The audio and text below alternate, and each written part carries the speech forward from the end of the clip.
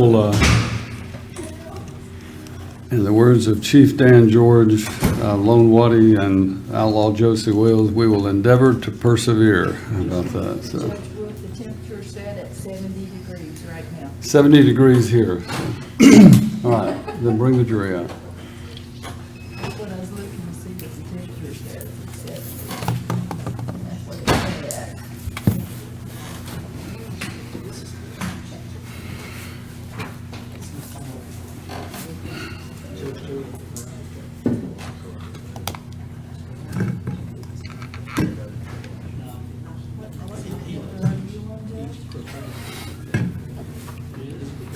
I'm at 170 would be the next one. Just making sure that's where I'm at.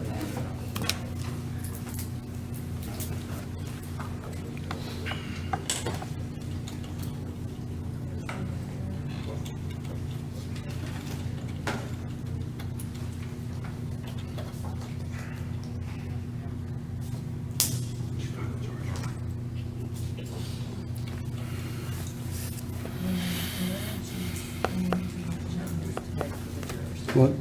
Lunch is Jonas today for the church. Jonas?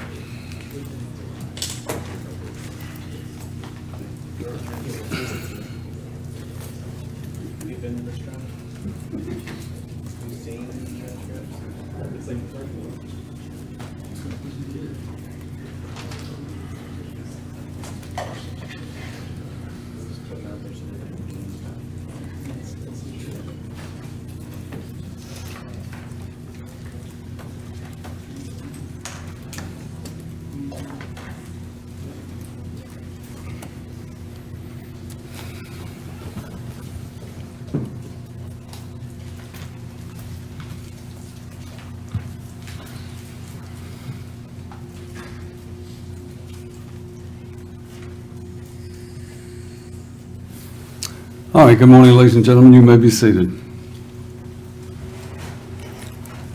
Mr. Crouch, the state ready? State calls Trevor Daniel.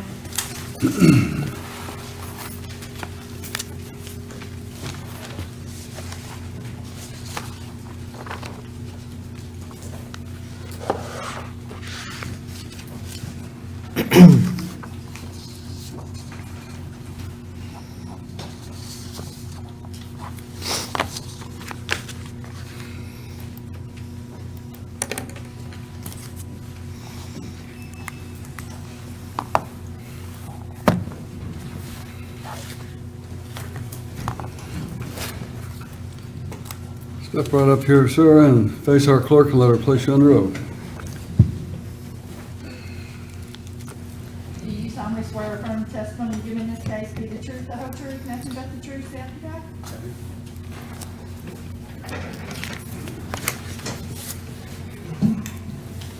God? Good morning, Detective. Will you state your first and last name, please? Trevor Daniel. And will you spell your first and last name? TREVORDANIEL. Thank you very much. And Detective Daniel, you are employed by the Dixon County Sheriff's Office? Yes, sir. And how long have you been employed there?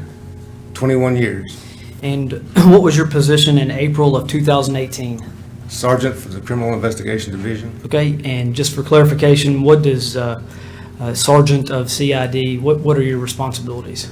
To assign cases and oversee the work of my detectives. Okay. And on April the 4th of 2018, what assignment were you given? Missing Joe Clyde Daniels. Okay, and did you respond to the Garners Creek area? Yes, I did.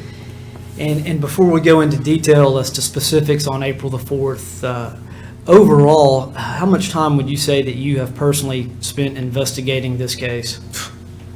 I can't even fathom how much time, a lot of time.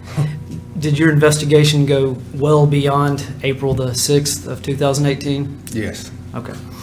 Now, You had some personal interactions with the defendant on the morning of April 4th of 2018? Yes. And we're going to get to those in just a minute, but I want to backtrack just briefly and talk about some of the searches that were conducted. I believe you were responsible for some of the search assignments and are more familiar than Sheriff Bledsoe with the maps and how those were developed. Okay, yes. And I just want to spend just a moment doing that. Okay. Daniel, I'm going to ask you to pull that microphone just a little bit more closely to you. Thank you.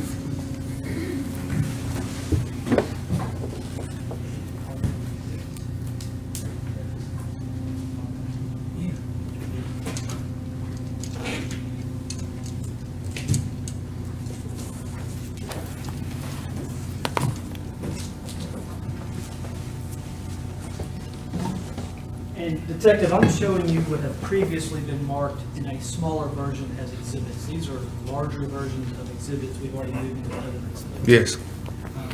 If you would, please step off the witness stand for just a moment, and I think we need to turn this around a little bit more. The jury can see. Detective, what are we looking at here? This is an overall shot of the area of around 1112 Garner Street. This black dot here labeled IPP, and terminology leaves me, but that's the house, 1112 Garner Street Road. These color shaded areas here all around are areas that have been searched. All the way, any place you see a colored area is areas that have been searched. When I had these maps made, we still continued to search, so as you look at it, there'd be shaded, highlighted areas that you'll see here along some of these maps that weren't added at the time these were made. And you had these maps made. Yes. And although we see different colors, do the colors signify anything? No, it's just to show the pattern, just where, because they were assigned, they were searched in the blocks. If you see a colored block, that block was searched at that time, or it was searched by a group of people at that time. And kind of briefly describe, when you say each block was searched by a group of people, was there a detail of people that went to that coordinate? Yes. The search and rescue teams that responded out to the scene that day, they were very well coordinated. So they would mark these blocks off, and they would have a member with a GPS unit on them, and then with the civilian help at the time, they would assign them an area, bus them to that area, and search that one area specifically.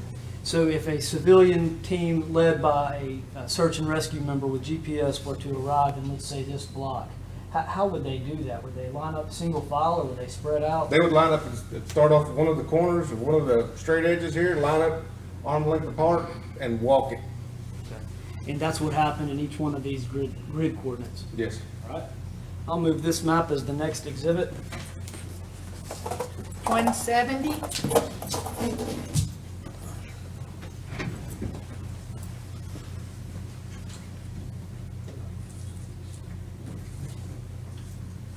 That one goes.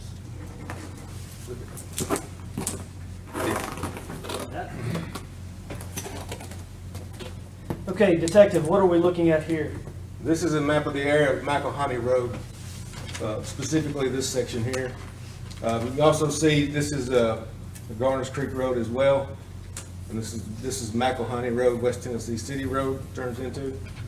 This is what this area here is. All these red lines that you see on here are GPS tracks.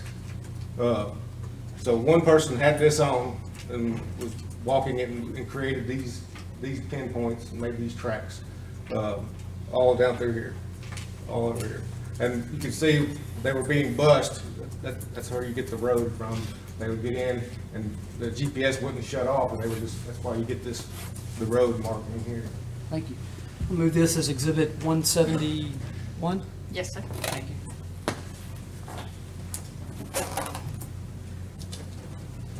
And Detective, the last map. It goes with, just like that. Well, this way. Thank you. kind of give us our bearings on this one. All right, this is Garner's Creek Road, and this is Harris Road here.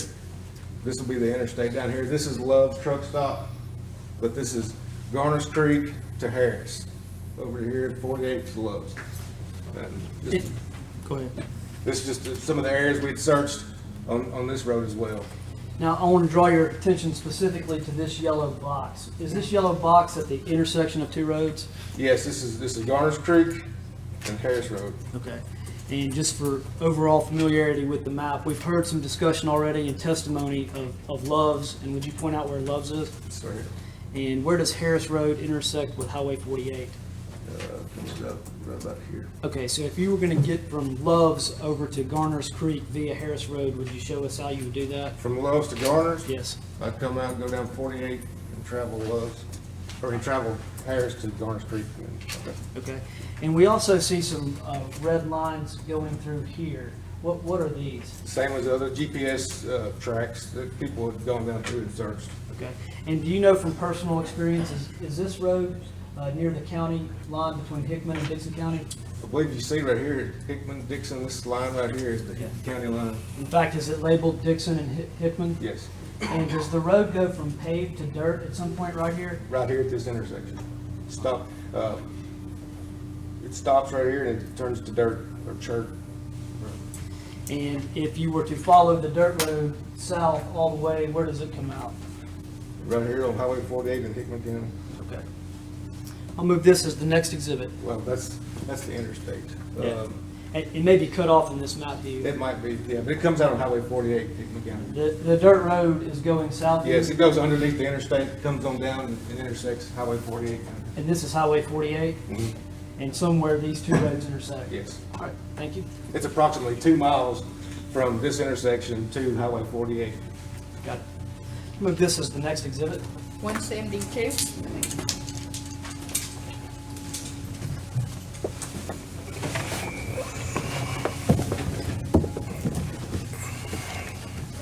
Detective, going back to the morning of April 4th of 2018, what was your initial contact with the defendant? When I arrived on scene, it was probably around 8:20 to 8:25. And when I got there, Captain B.J. Gafford was there, and he asked me if I could go inside and re-interview the parents. Re-interview the parents? I guess our patrol had talked to them Okay. initially. And when you went inside, was the defendant present? No. And did you wish to speak with him? Yes. And what did you do in order to try to speak with him? I had his wife call him and tell him to come back to the house. But he wasn't on the property. No. And did he return home? Yes, he did. Do you know about what time? Around 9:20. 9:20 a.m.? Mhm. Okay. And what was the initial statement given to you at around 9:20 that morning by the defendant? He had said he woke up about 5:30 and went to go get the clothes, went to the boys' bedroom to get Alex and Joe Clyde's clothes. He got their clothes, started walking back down the hall, noticed the coffee table was turned 90 degrees from the door, from its original position. He said he looked immediately at the door, at the lock, and noticed it was gone. And then he went and noticed Joe Clyde was gone. Okay. Did he use specifically the words 90 degrees? Mm-hmm. Okay, so he told you that the coffee table was turned at a 90-degree angle to the door. Yes. All right. Now, did you have some more contact or interaction with the defendant later on, midday or thereafter? At approximately 12:25, 12:30, Detective Lovell called me and advised that Mr. Daniels wanted someone to check his trunk of his car.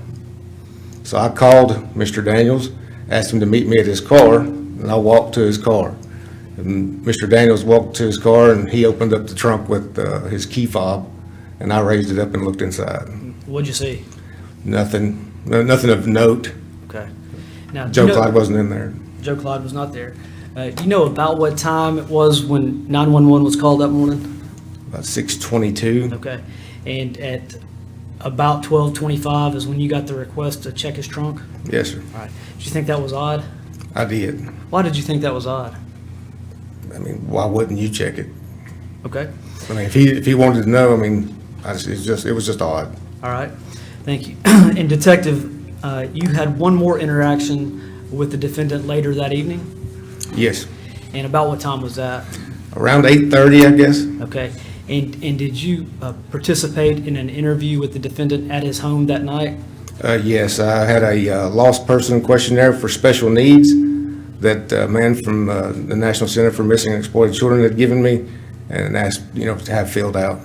And did you go through that questionnaire with the defendant? Yes, I did. And also participating in that interview were, I believe, Agents Stephen Kennard with the Tennessee Bureau of Yes, Investigation Agent Kennard and Agent Graves. and Agent Graves. And where did that interview occur? In the house, in their bedroom, in the Daniels' bedroom. Okay, and again, this wasn't a custodial type interrogation. This was at the defendant's house, Correct, and you were filling out a lost persons questionnaire for special needs. for special needs. So we've already heard testimony that there was a lost persons questionnaire filled out that morning by the Dixon County Sheriff's Office. This one is a little bit different Yes, because it's for special needs. for special needs children. And was there a representative from the Center for Missing and Exploited Children on scene? There was at the command post. Okay. And that's where he gave me that form. There were, and about, this interview started at about what time? 8:30, 9 o'clock 8:30 or 9 o'clock? PM. p.m., yes. And you were there for the entire length of the interview? Correct. And did you notice any inconsistencies in the defendant's story from what he had told you earlier that morning? Yes. Well, go ahead. Agent Kennard was there because the TBI at that time hadn't had any contact personally with the Daniels. So they were getting their story. And as I was listening in to their interview, he had made a couple of changes that I noted that he didn't tell me that morning. One of them was the fact that instead of after he got the clothes and he was walking to their bedroom, that he didn't look at the lock on the door. He told you that morning that he had looked at the Immediately door. looked at the lock at the door. Okay. And he had told Agent Kennard that he didn't look at the lock at the door because he didn't worry about it. I think it was his words. All right. Anything else? He also neglected to mention that Alex had urinated on the floor.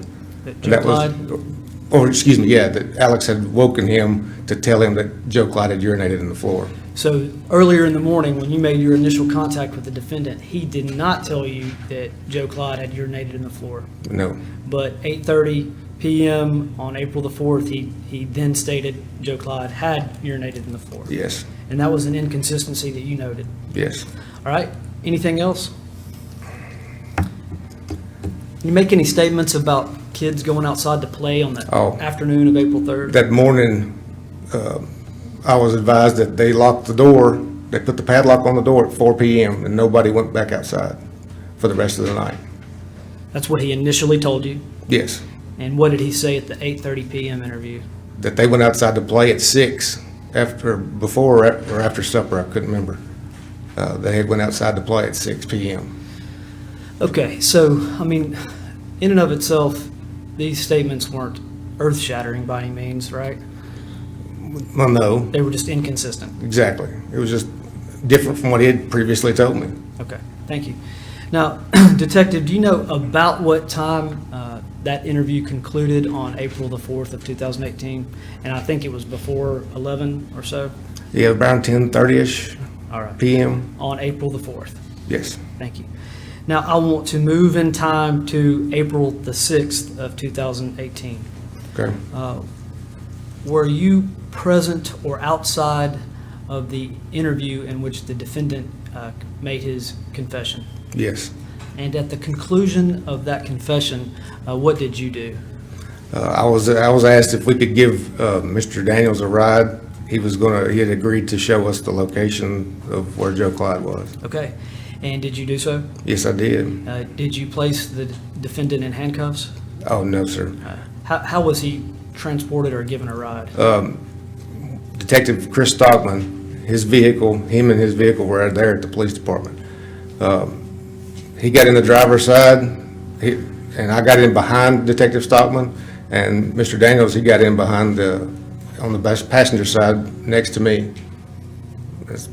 But nobody put him in the car. He got in himself. Okay, and he wasn't handcuffed or No. shackled or anything like that? No, Did you start asking him questions when you got in the car?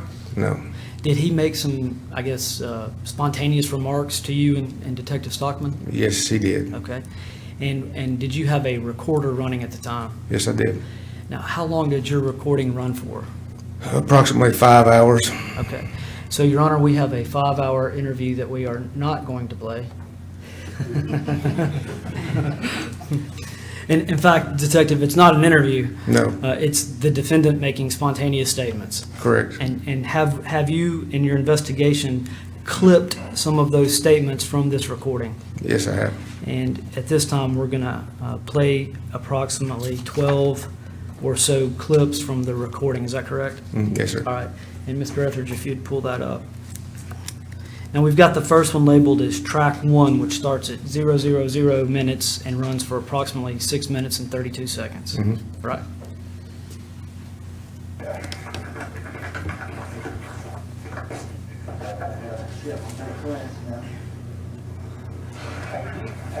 Phone charger in here? Will you hook my phone up? And the volume up.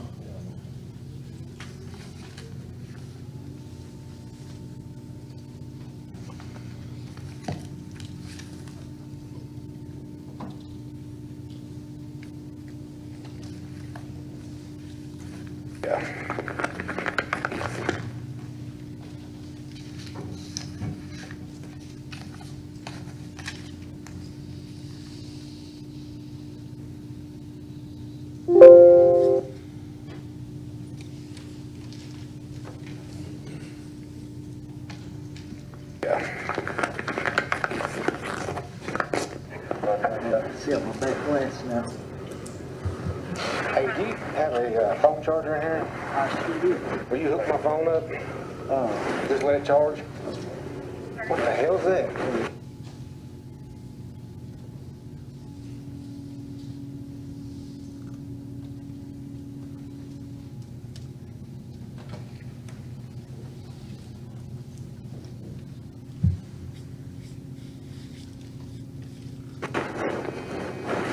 Hello?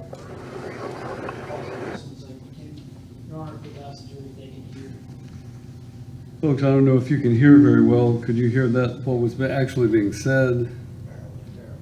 All right, so they could.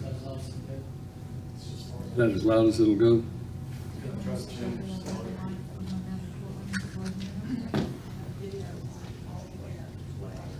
We can get another mic from another courtroom and plug into, I'm told. Yesterday it was too loud, and today it was. Pretty faint. I'd like to make sure it's audible.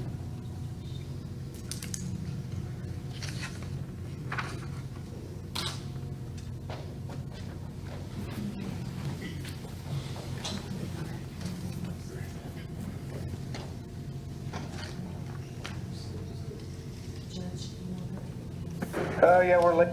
Let's go ahead and see if we can round one up.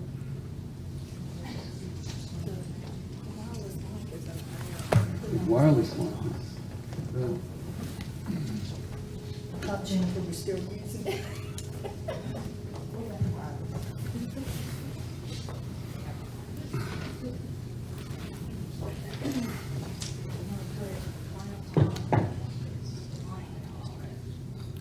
You want to use this speaker? To the scene, so.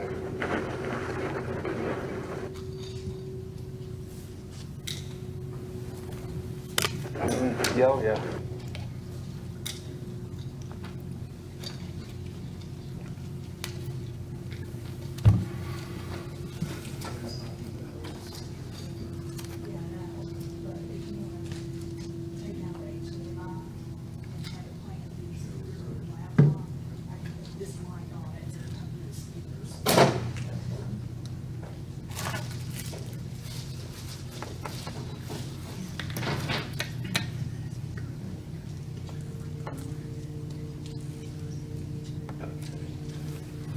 Anybody here ever had problems getting your TV to work at home using the remote?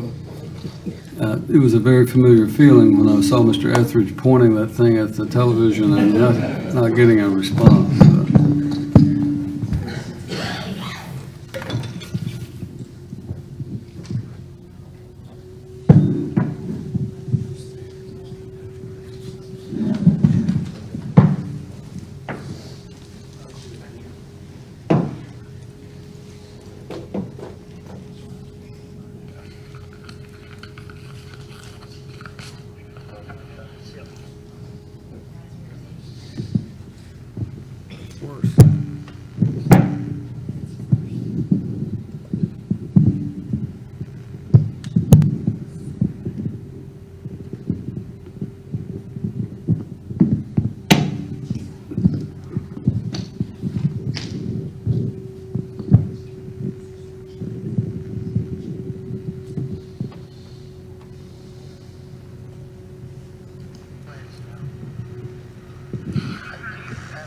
Phone charger here.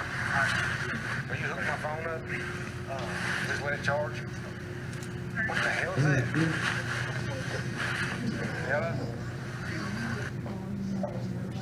It's all the way up.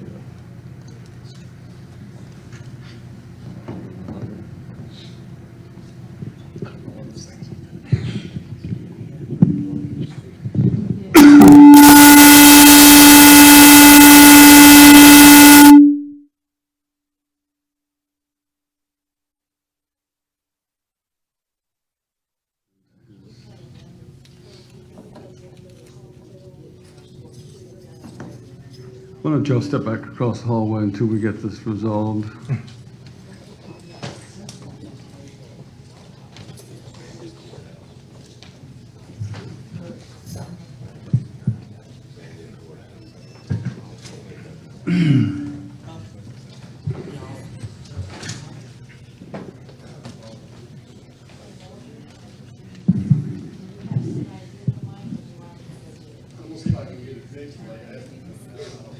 We've got a mic, we can go to that, we've got a mic plugged just like this over there.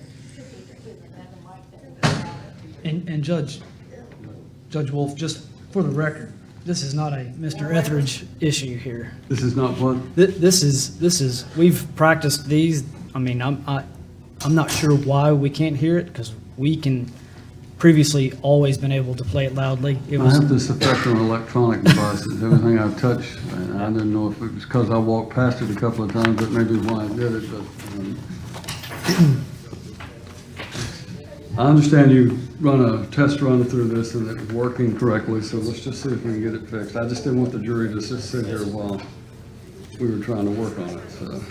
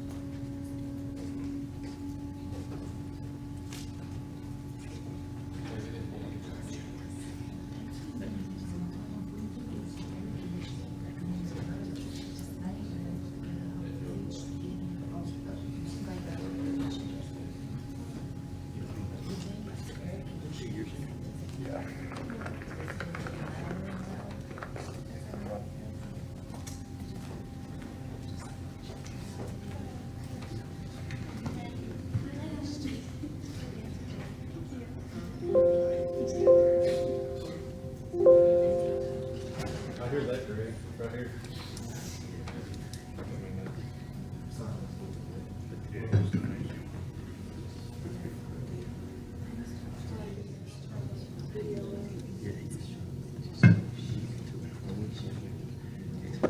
Swear to my wife, I'm sorry.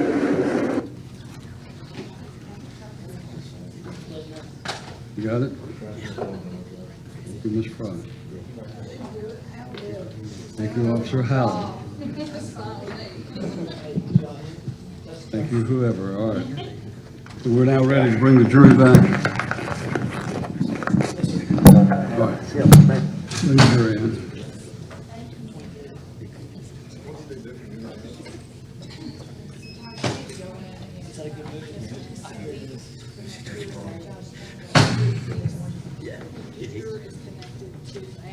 Where'd he go?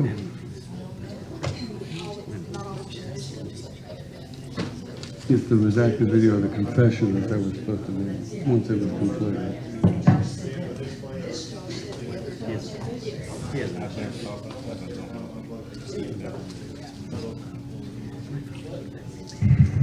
I'm sorry, what?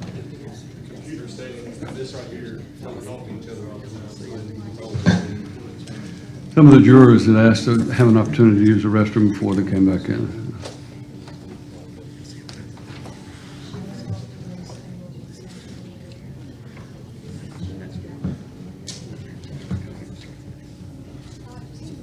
All this news video we have out there, we should pass them.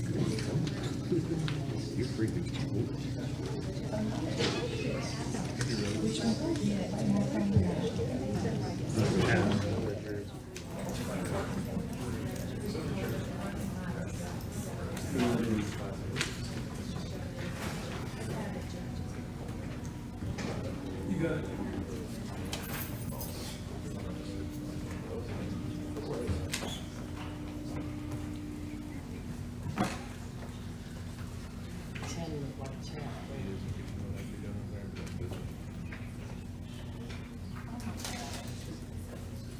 You're handling criticism well. You're handling criticism well. What I do? I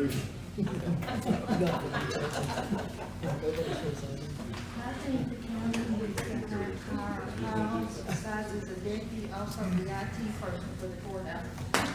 And paying for that too. When Miss Fry's not here, House can step in.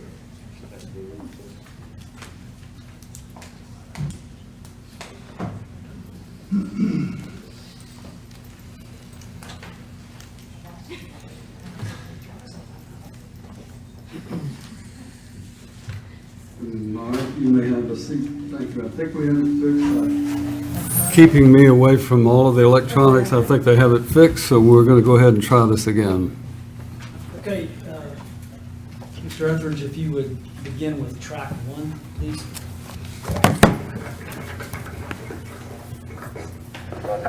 See my back glass now. Hey, do you have a phone charger in here? I sure do. Will you hook my phone up? Just let it charge? What the hell is that? Hello? Oh, yeah, we're leaving right now, carrying it back out to the scene, so. Yeah. So, yeah, he's gonna go out there and lead us to it. All right. Bye. And we'll take it off ringer. We'll ring it back on. Plug it up now. Because that thing's about at 0. All right, it's charging now. Thank you. Is this too much heat? Is it too warm? Or are you comfortable, Joe? Or Yeah. no, I understand. I understand. I didn't know if it was too hot or too cold.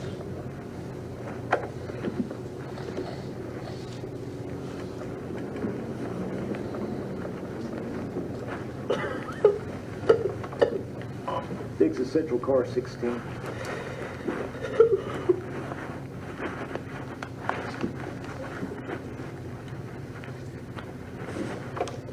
All right, freaking Joanne. Be escort 1 male from PD back out to Tennessee City scene 41389.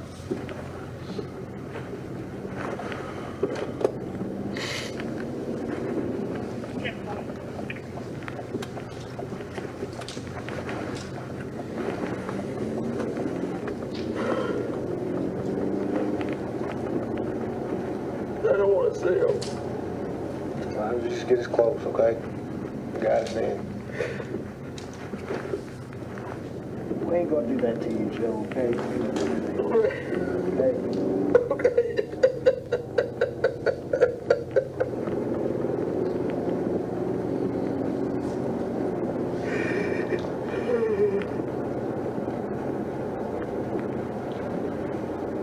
I didn't want this to happen.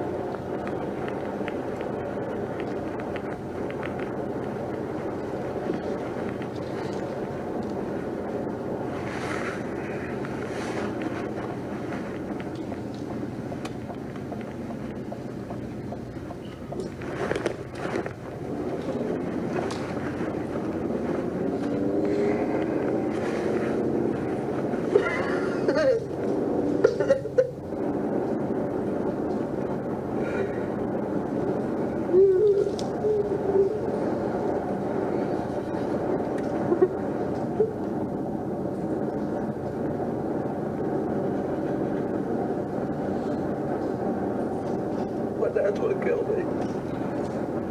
No, we won't allow that to happen. He's gonna kill me. He's gonna kill me. We ain't gonna let nobody hurt you, Joe, okay? Yeah.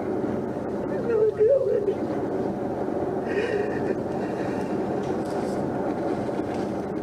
No, he won't. Take some deep breaths, Joe. Okay? We're not gonna let nobody get to you.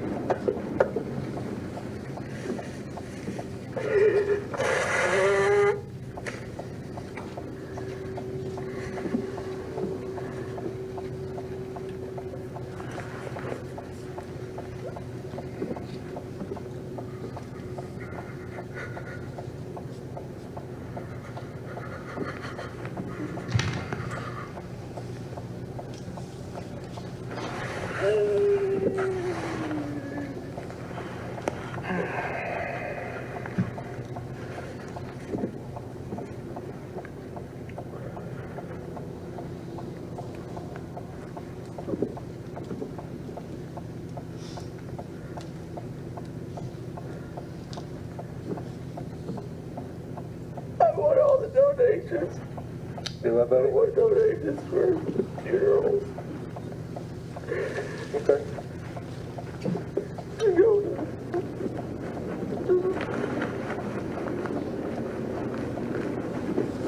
You just want him to be happy. Oh, yeah.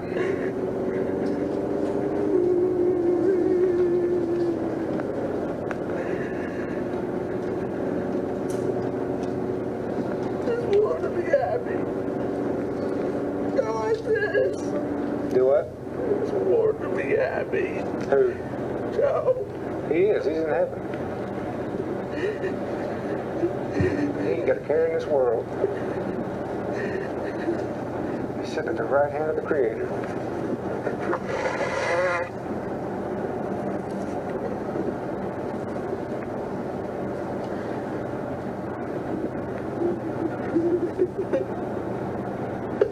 Basking in the glory of His awesomeness. He's happy. Mm-hmm. He's happy.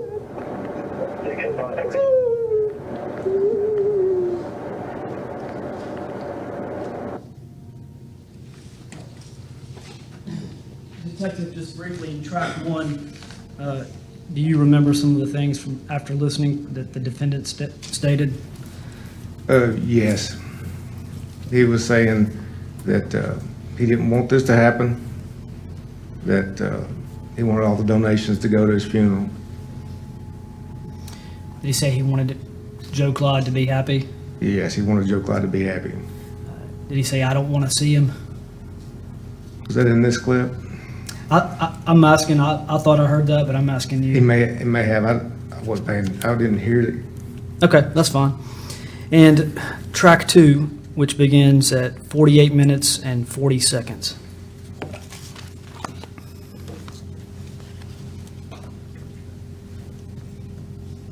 Just want to tell my wife I'm sorry.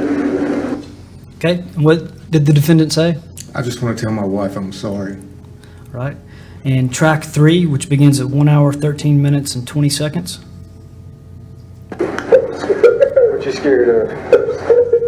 What are you scared of? Hmm? That will be around much longer. Why do you say that? Hmm? Why do you say that? Not going to be around much longer. Why do you believe that? Just scared. Just scared. That's a natural reaction.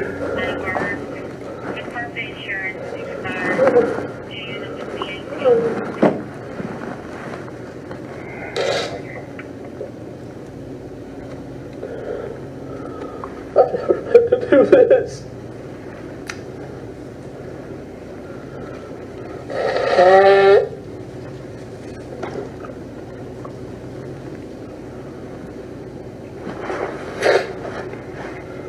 I know when they took me yesterday to the advocacy center. Yeah. And they brought back in Alex. I was wondering, at that point, I was like, what's he going to tell him, What's he going to tell him? Mm-hmm. Wow, what did he know? I guess he saw everything. Really? He saw it all? I guess he saw everything. Did he tell you that? No. Well, why do you think he saw it all?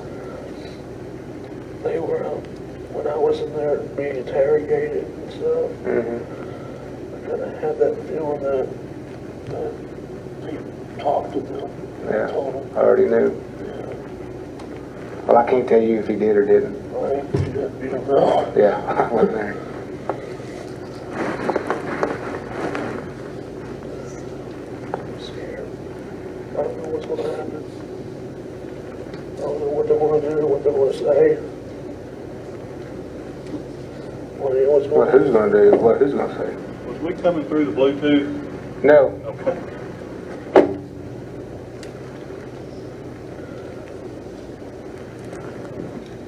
I'm sorry I got interrupted. No, that's fine. Who are you worried about? Hey, Joe, do you remember walking uphill or downhill, or was it just flat or, level, or? I went up and down some hills. There's also a tree line, I think, that's back there.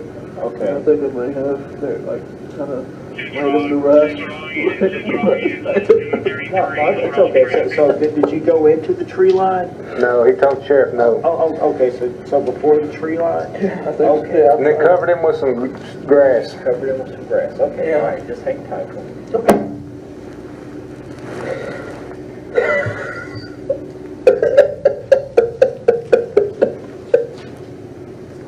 Why did I do this? Why did this happen? I wish I could tell you. I wish I could tell you. Joe, do you remember walking through any short grass, like maybe a field that had been cut or bush hogged or anything? Yeah, there was some areas that were not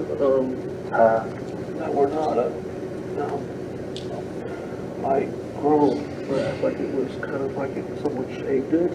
Okay, but it was just like in sections, you said? Yeah. Okay, okay, all right.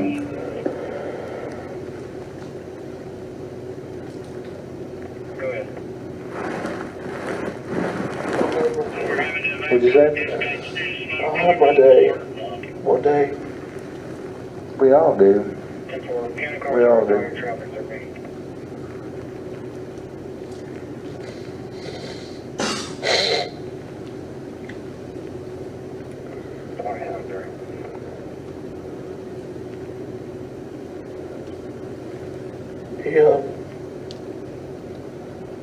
Alex is a good boy. Who? Alex, Yeah. he's a good boy. He doesn't lie. He tells the truth.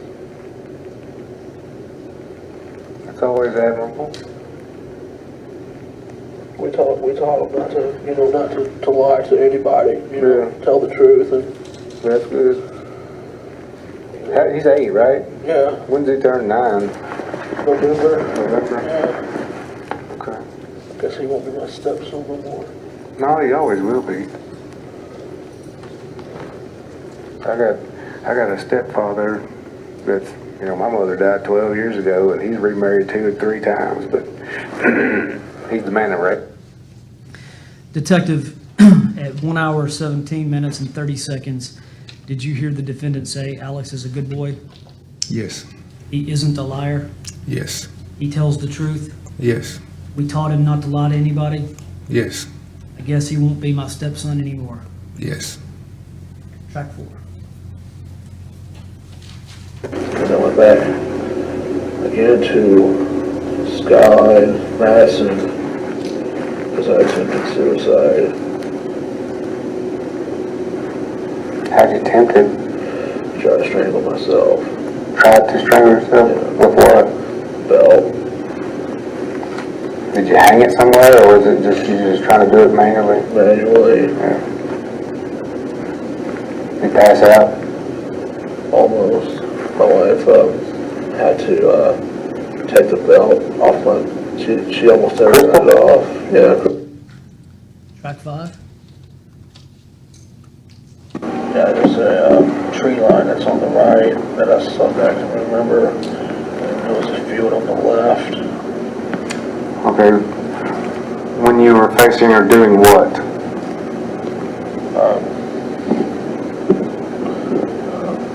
Those parts.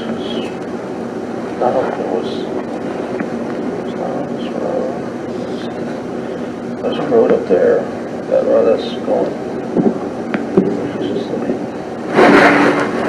There's a tree line on the right, and then there's a field on the left when I was looking. And I was walking through some grass.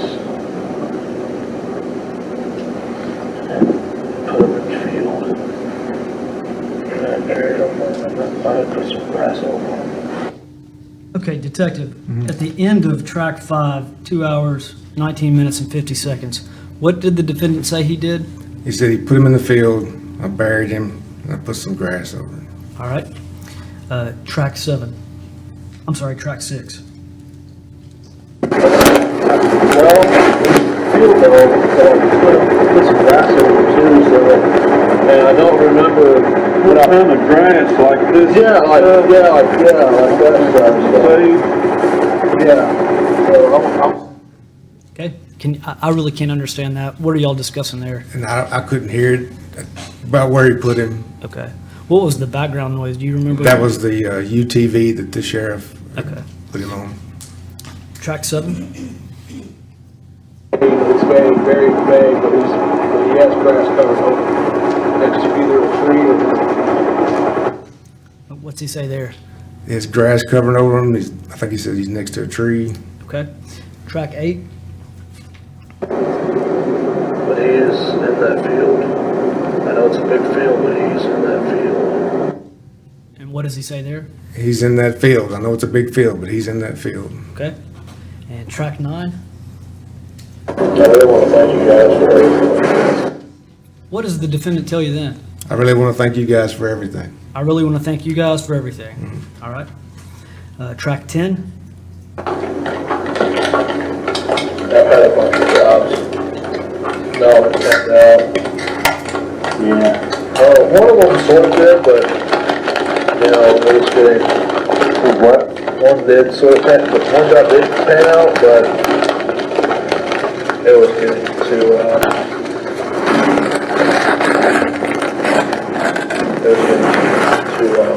just the way the company was heading and the way the client was heading, it was just time to leave that place. So I quit one place because I kept on having problems with vertigo and at that place. Worked on living it for a while, and did some nothing.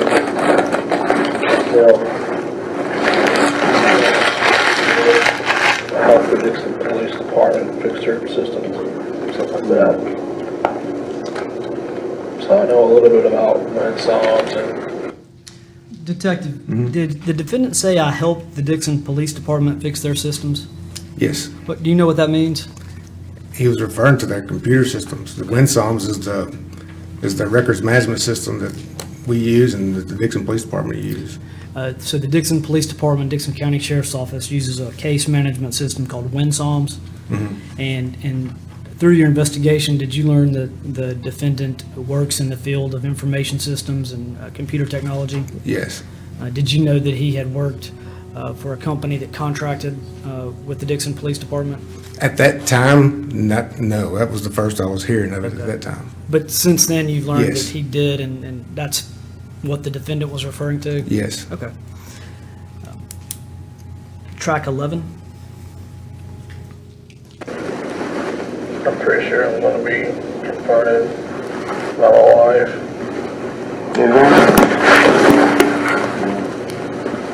That's gonna be hard.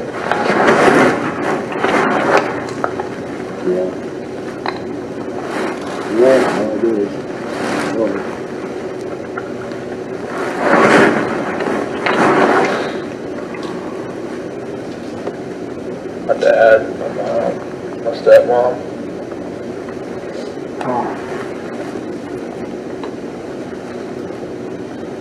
I had a choice.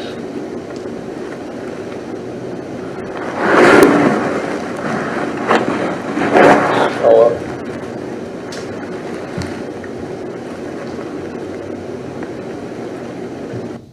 What does the defendant say?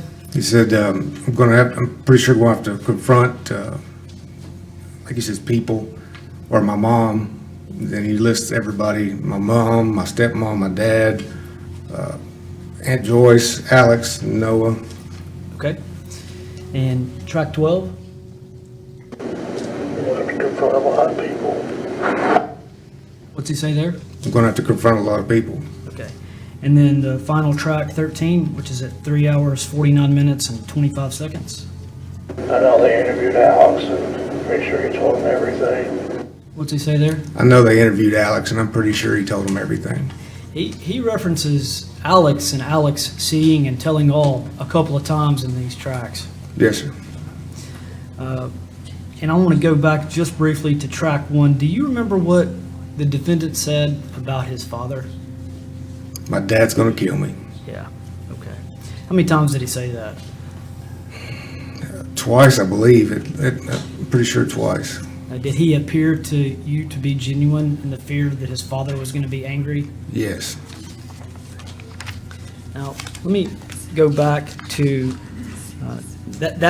these series of clips occurred after the interview at the police department and throughout the night as he's helping locate the body. Is that correct? Yes, sir. And you recorded approximately 5 hours, which we have not played, but from that recording, we've taken 13 audio clips. Is that Yes, correct? sir. And we've now listened to those audio clips? Yes, sir. And I will move those audio clips into the next exhibit. 173. Yes, sir.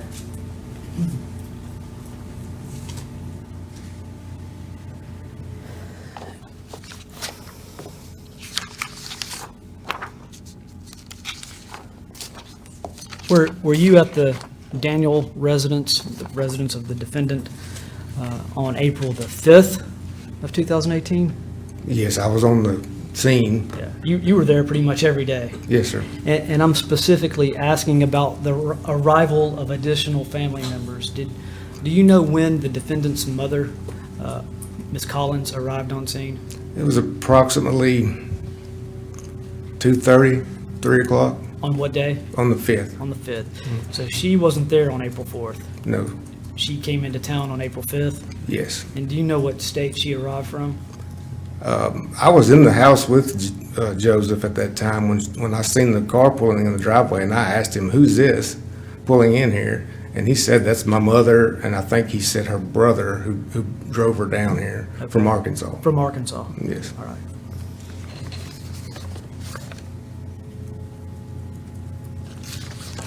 If I could have 1 second.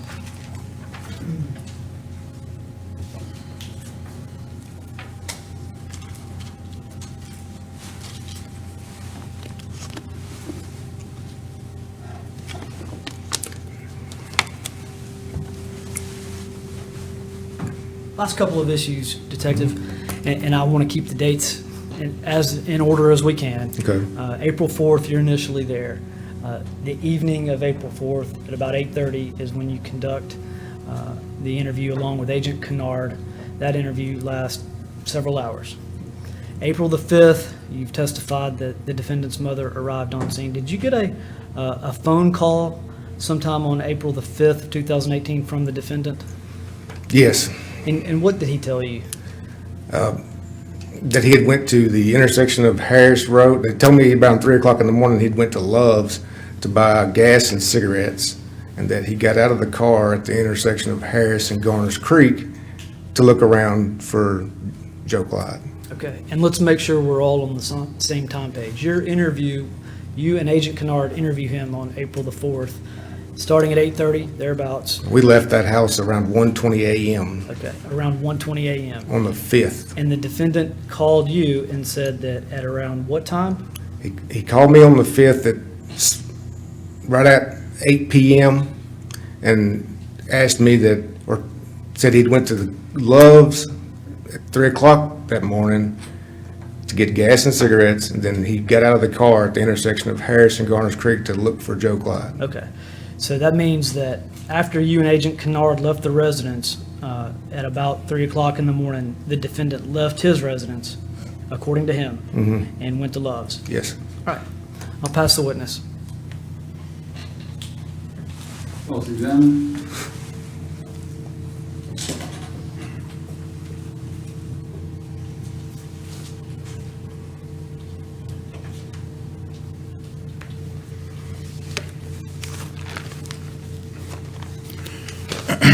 Your Honor, may I see Exhibit 162? I believe it's the transcript of the interrogation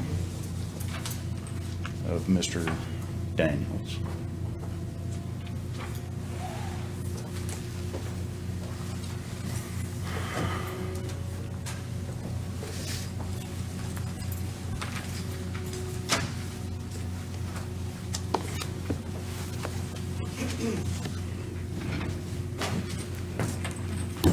Mr. Daniel, you testified earlier that you were involved in this investigation from the very beginning, and that's correct, isn't it? Yes, sir.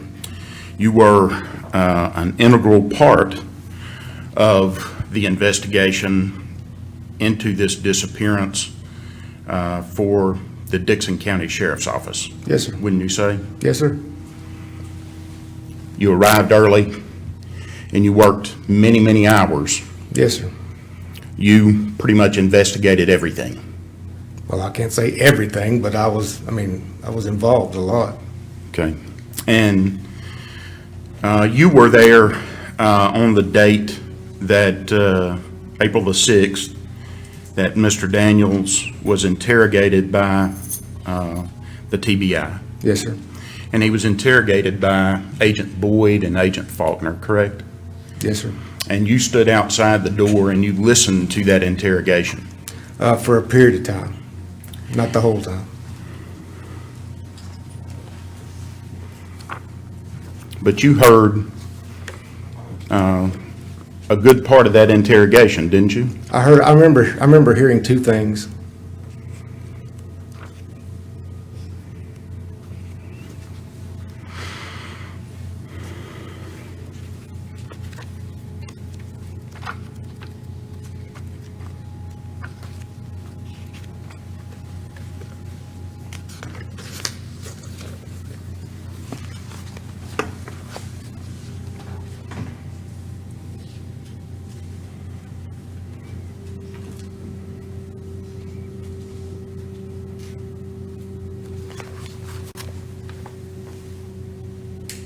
May I approach her?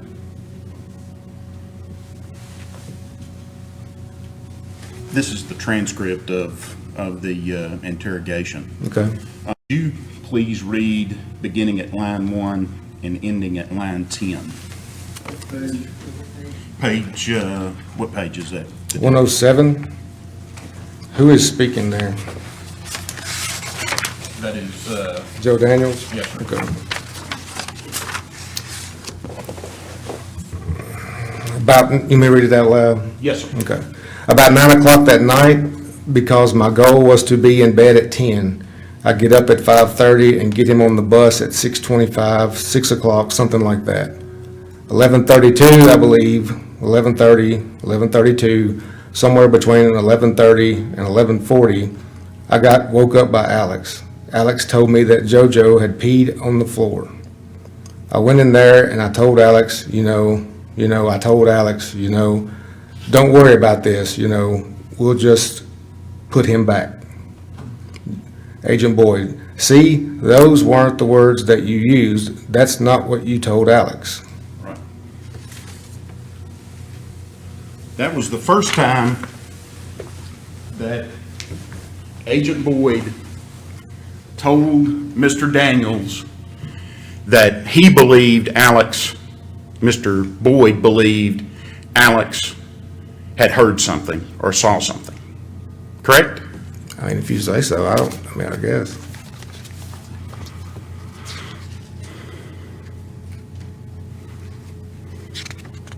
Like I said, I remember hearing two things.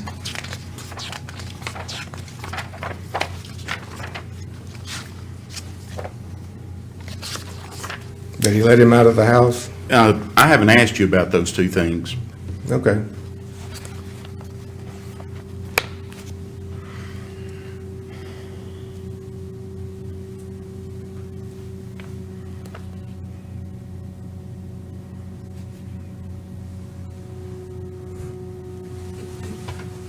Did you say you did not hear what you were just reading? You had not heard that? No, I didn't hear what I just read. And Judge, I'm going to object simply because Detective Daniel has testified he only heard two things that happened inside that interview. How could he testify to anything he didn't hear? It would appear to me that he cannot be questioned about a transcript of an audio that he didn't hear anything about it. That's why I was wanting to clarify that I thought I understood correctly. You can ask him about the two things he heard, if you like. Sustain the objection.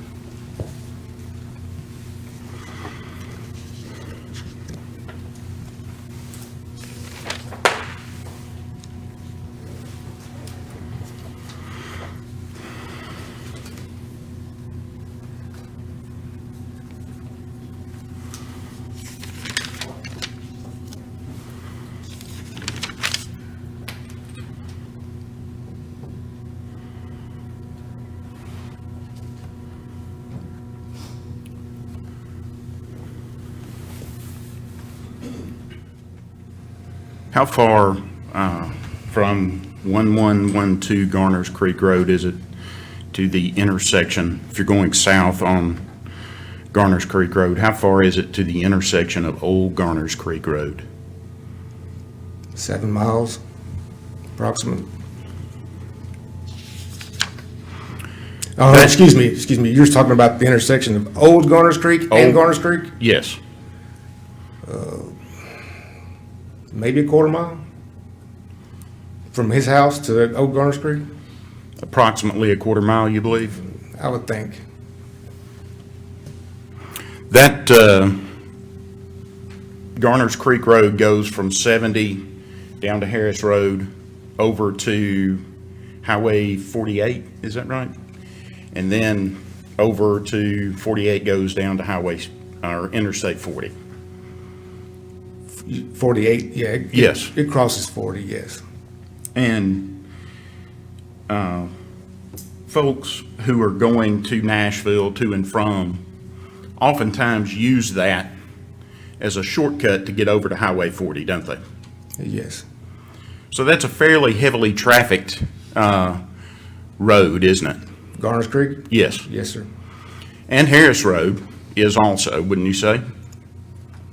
I would guess, I don't live there on the roads, I mean, but I'd say people use it, And also 48 would be fairly heavily trafficked. yes. And so people use that as a cut-through to avoid going through Dixon to get to Nashville. I would too.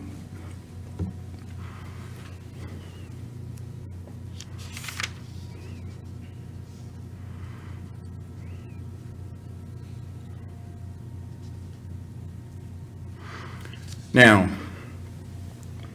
you said earlier that you arrived there at around 8:20 to 8:25. Yes, sir. And Detective Gafford directed you to re-interview the family. It's Captain Gaffrey. Captain He was Gaffrey. patrol captain at I'm the sorry. time. Okay. And Mr. Daniels was not there. No, sir. And based on what you understood from your investigation that morning, he was out looking for his son, wasn't he? That's what I was told at that time.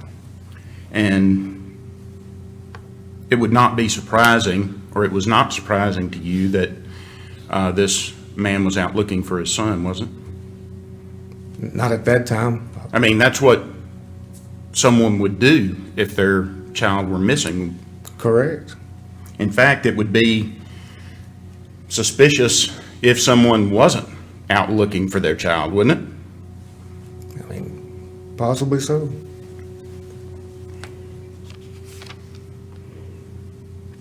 Now, after he arrived home and these interrogations began, now he had already been interrogated though, hadn't he? Or When? questioned When? when the people arrived initially.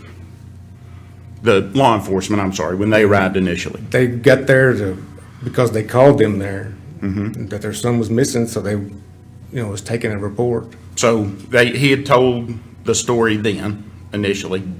Yes, sir. Okay. And then he told the story to you, correct? Yes, sir. And then he told the story to TBI agent Kennard. Yes, sir. And he told the story to many people, many law enforcement officers during that period, didn't he? I mean, I know about those three. Okay. Anyone else? I mean, he talked to, I guess, Detective Lovell and Detective McCartney. All right. And they took him on a ride, and they questioned him on that ride, didn't they? I mean, I believe so. So he told them the story also. Yes, sir. And there were some, as you said earlier, minor inconsistencies in his stories. Yes. Right? Yes, sir. That's not unusual, is it? Not terribly, just, I mean, when you're testifying as a witness, sometimes you don't remember things, correct, right? And you have to have your memory refreshed. correct. So people don't remember everything the first time, do they? Some, not always.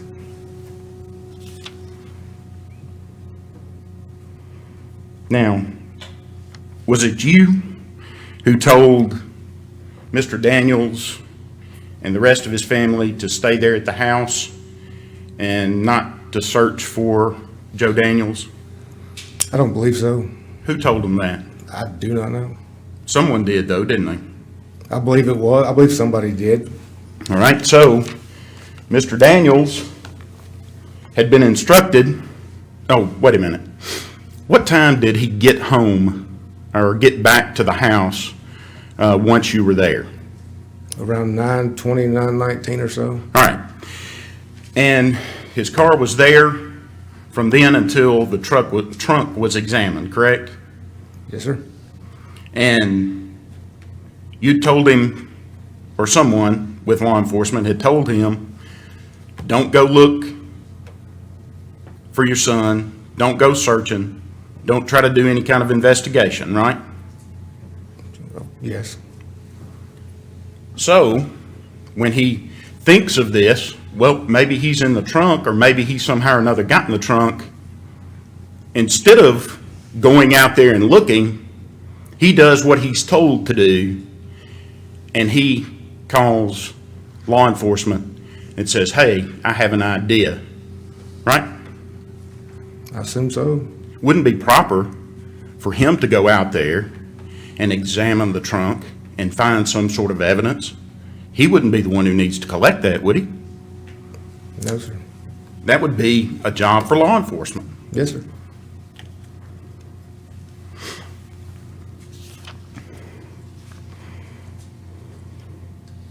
These inconsistencies. He told, and I don't remember his title, but TBI Agent Kennard, is that what he would be? That's what I Agent call him. Kennard, I guess. He told Agent Kennard that he did not look at the door, but later in that interview, you reminded him that he looked at the front door or at the door first, and he said, "Oh yeah, that's right. That's right, I did." Isn't that what he said? Yes. Yeah, so when I confronted him, he said about the difference. He's like, yeah, what I told you this morning's right. Okay.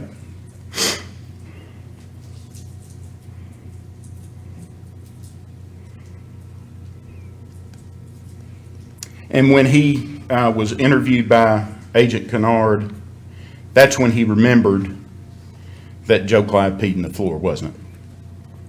Yes, sir.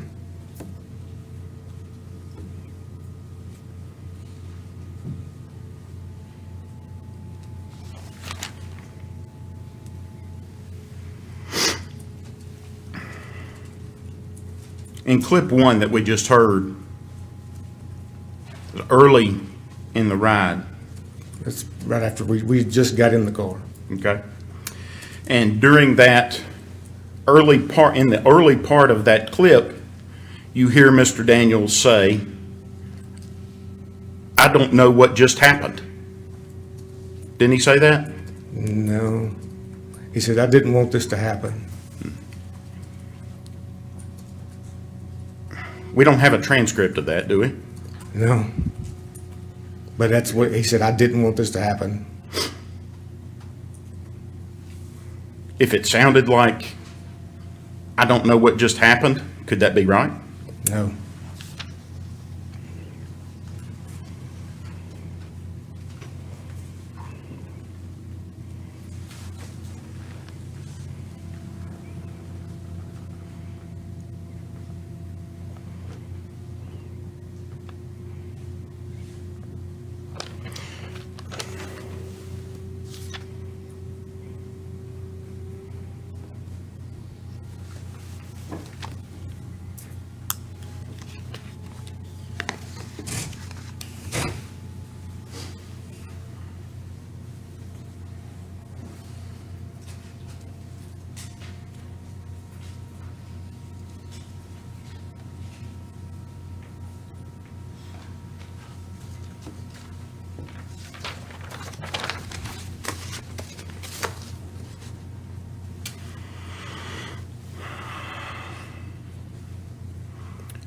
You testified earlier that you looked into the trunk, didn't you? Yes, sir.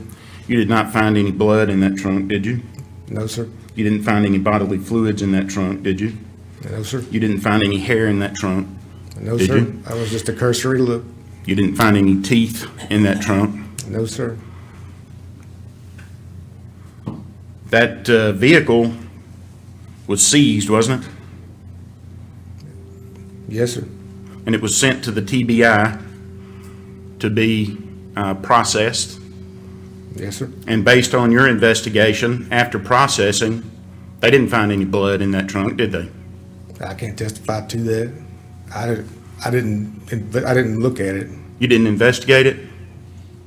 I didn't examine the trunk like that. I mean, I'm not a lab I'm technician. not asking you to say that you tested it and came up with some sort of result. I'm asking you as an investigator whether or not you investigated whether or not the TBI results indicated there was any kind of blood or other biological material. From my recollection, there was none.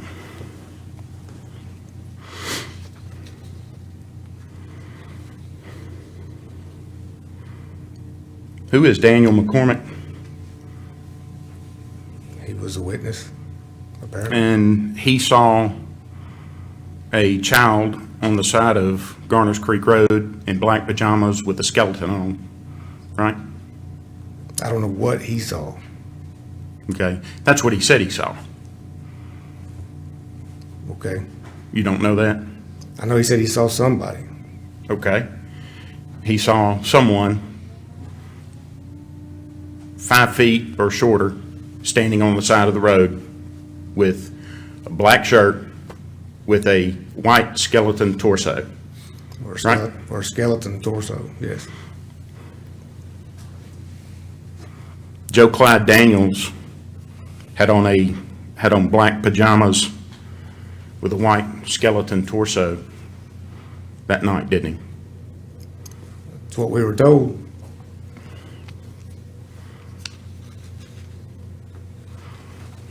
Did you participate in the execution of the search warrant at the property of the Daniels? There was a search warrant that was obtained for that location. Did you, this after the arrest, I suppose, of Mr. Daniels, did you participate in that search warrant? Which one?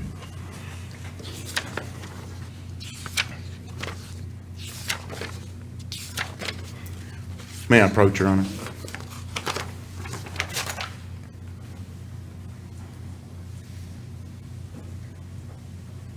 You know which date? I'll let you look at it and tell me if you can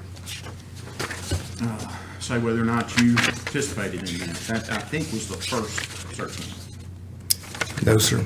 You did not participate in the No, sir. search of the residence? No, sir. You arrived early on the 4th, and were you there at the house pretty much the entire day? Not at the house. I was at the command post most of the day. Okay. And eventually you went back down with Agent Kennard? That night, yes, sir. Okay. Well, let's start at 8 o'clock or 8, whatever in the morning that you got there. How long did you stay from 8 until you left the Daniels residence? How long were you there that morning? I left after I spoke to Mr. Daniels. I left and went around and helped do some more searching. So I probably left his house, I would say, around 10 a.m., a little after 10. Okay. And you were back there at what time? 8:30, 9 o'clock. 8:30, 9 o'clock that night. And I was probably in it. I was all over the area that day. There was multiple people everywhere, people searching. We were draining ponds and everything else around there. Okay. I know, well, I'll take that at 4:30. I believe at 4:30, I went back to the house with Captain Eggerman, and I think he looked under the house, the crawl space. 'Cause we wasn't direct at that time if the crawl space had been searched or not. Were you there at noon?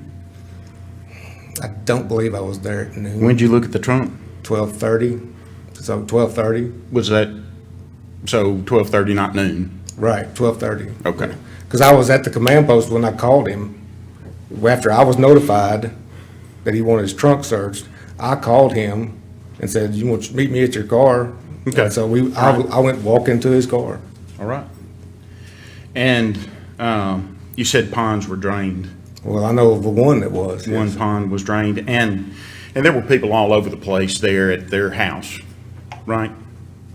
Yes, there was people there. And they knew the ponds were being drained, didn't they? Yes. And people were talking about that. There was a fear that they would find Joe Clyde in that pond that was being drained, wasn't there?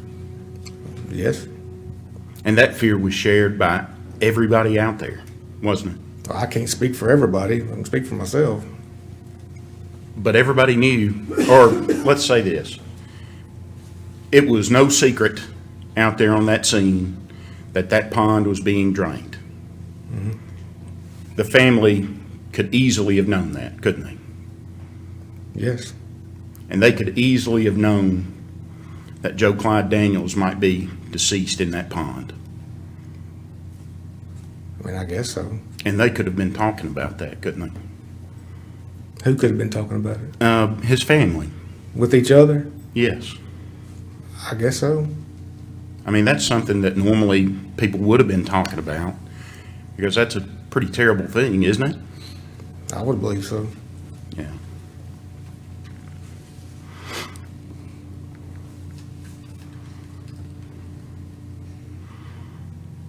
So you were back out there at 4:30 and you looked through the basement. Well, I didn't. Okay. Captain Eggman did. I was just there with him. All right. And the house, when you went through the house, you searched through the house, didn't you? Just not a deep search into the house, but you went through to make sure Joe Clyde wasn't in there, didn't you? I walked through it, yes, sir. Okay. And you walked in the back door Yes, sir. and you walked up those steps, Yes, sir. Well, up the steps, then through the back door. up the steps, across that little porch, in through the back door, and through the house, right? Excuse me. Yes, sir. Okay. And when you walked up those steps, well, let me ask this. When you were going through that house and walking up the steps and doing all that, you were looking for evidence that might lead you to find Joe Clyde Daniels, right? I mean, yes. And when you walked up those steps,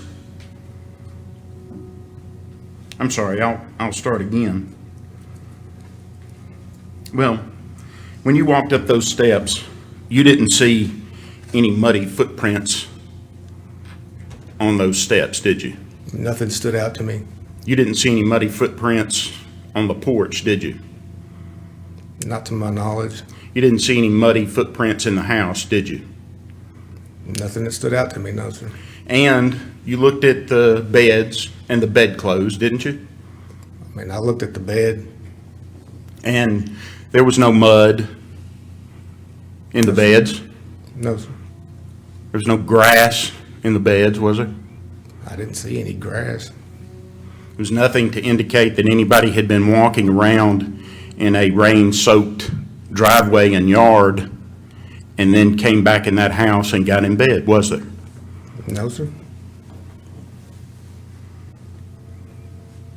There was nothing like that in any of the beds in any of the house, was there? Not that I recall. There were no muddy shoes in the house, were there?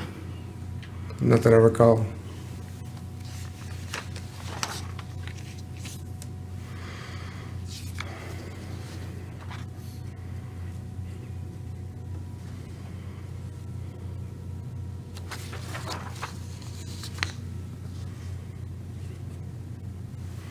Right, and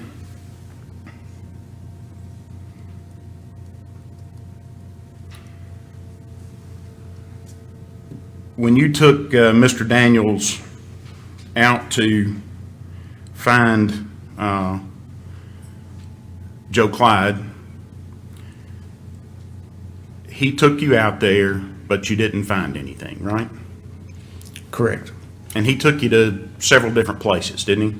Well, he took us to that one big field on McElhaney Road. Right. And it's a large field. I can't remember how many acres it is. Okay. It's a large field. But he Right. took us to many places in that area. Right.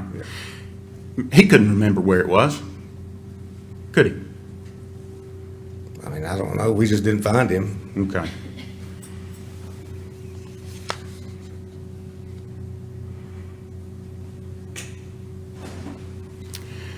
On August the 21st, 2018, you received a tip on the Dixon County Sheriff's Office Facebook page regarding someone who had confessed to the killing of Joe Clyde, didn't you? Yes, sir. And you investigated that, didn't you? I forwarded it to Agent Joe Craig, TB Okay. Agent Joe Craig. And it was determined that that confession was not credible, right? Correct. And that's because the individual who made the confession had mental illness, right? I think so.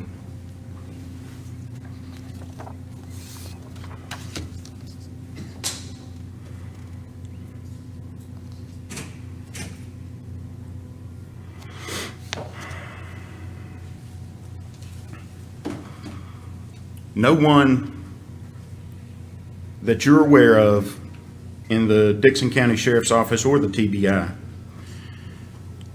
interviewed a Mr. Ledford prior to May the 14th of 2020, correct? Correct. And you and Detective McCartney on May the 14th, 2020 went out to Mr. Ledford's house, didn't you? Yes, sir. And you interviewed him. Yes, sir. And you told him during that interview that someone pulled in his driveway on April the 3rd, 2018 at around 10:30 or 10 o'clock at night, correct? Yes, sir. And you told him that someone left his driveway the next morning at around 5:40 a.m., didn't you? I told him there was some lights that appeared to move from his house at that time. And you told him the impression you had was that either he left or someone pulled in his driveway and sat there all night without him knowing it, right? I think I did at that time. And then on July the 8th of 2020, you and Agent Burkhart with the Tennessee Bureau of Investigation interviewed Mr. Ledford at, I'm not sure, was it the Dixon County Sheriff's Office? Yes, sir. He came to our office.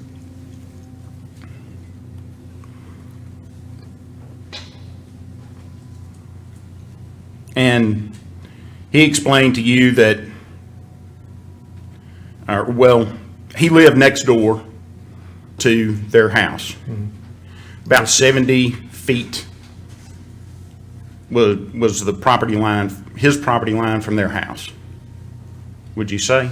I probably is close. I mean, it was fairly close. Easily within walking distance, Oh, yes. even for a five-year-old child. Yes.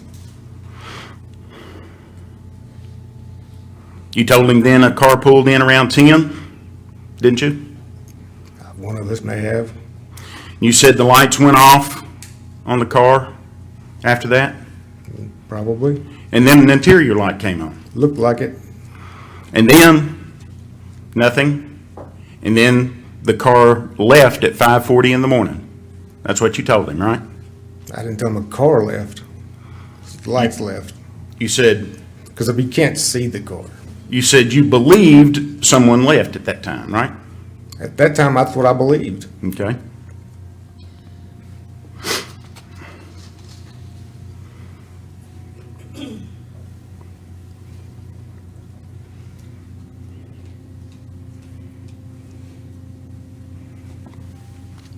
During that period of time, from 10 o'clock at night till 5:40 in the morning, that's when Joe Clyde Daniels went missing, wasn't it?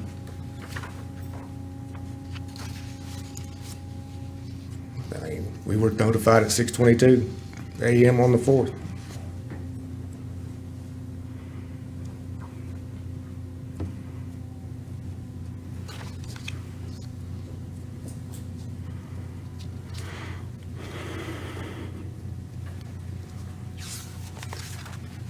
You were present for the second search warrant that was conducted where they dug the yard up, Yes, sir. and nothing was found, was it? No, sir.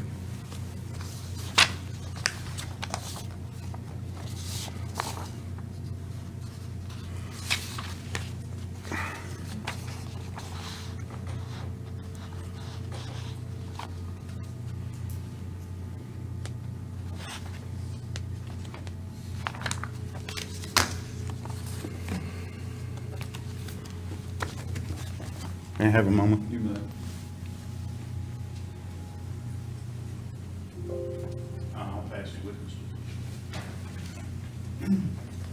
witness. Detective, after further investigation and thorough review of the Pruitt Springs video, did a car leave Mr. Ledford's driveway? No, sir. Thank you. And Mr. Taylor asked several questions about the morning of April 4th and a pond being drained, and that a lot of people were concerned about the pond being drained, and that the family may be talking about their fear or concern that Joe Clyde would be in the pond. Did the defendant go watch the pond being drained? Not to my knowledge. At least I don't remember. He wasn't home, was he? See, the time frame on that, I don't recall. I know he wasn't there when I got there. So then let me go back to something else. He leaves on and off throughout the morning, Okay. to the best of your knowledge. Yes.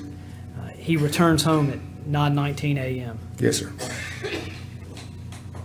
Do you know how long he had been gone previous to 9:19 a.m.? From the body cam footage, I believe it was, he left at 6:50 something that morning. And is out and about for the next approximately 2 hours. Yes, sir. All right. Do you have a son? Yes, sir.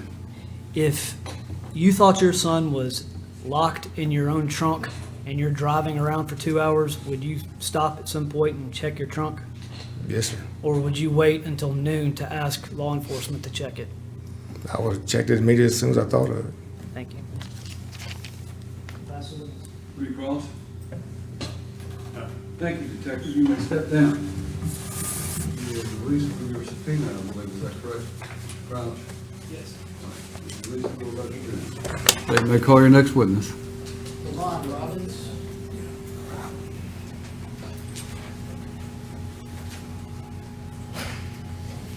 I'm sorry, who was that? I'm sorry. Levon Robbins. Robert? Robbins.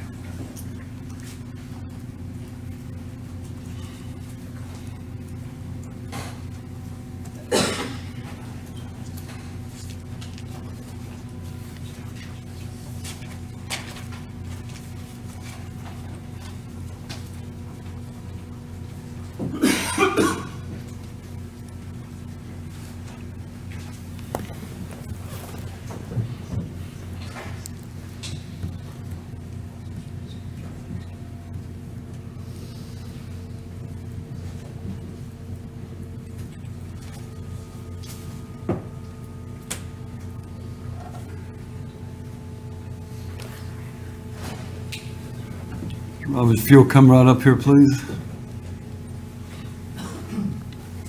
You'll come around, raise your right hand, and face our clerk to be placed under oath.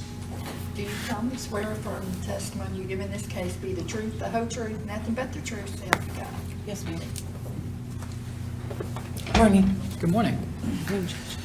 Would you pull that chair up there closer and try to speak loudly enough into that microphone that we can all hear you, okay? Okay. Would you state your name, please, ma'am? Lavon Chapman Robbins. And how do you spell your first name? L-A-V as in Victor, O-N-E. All right, thank you.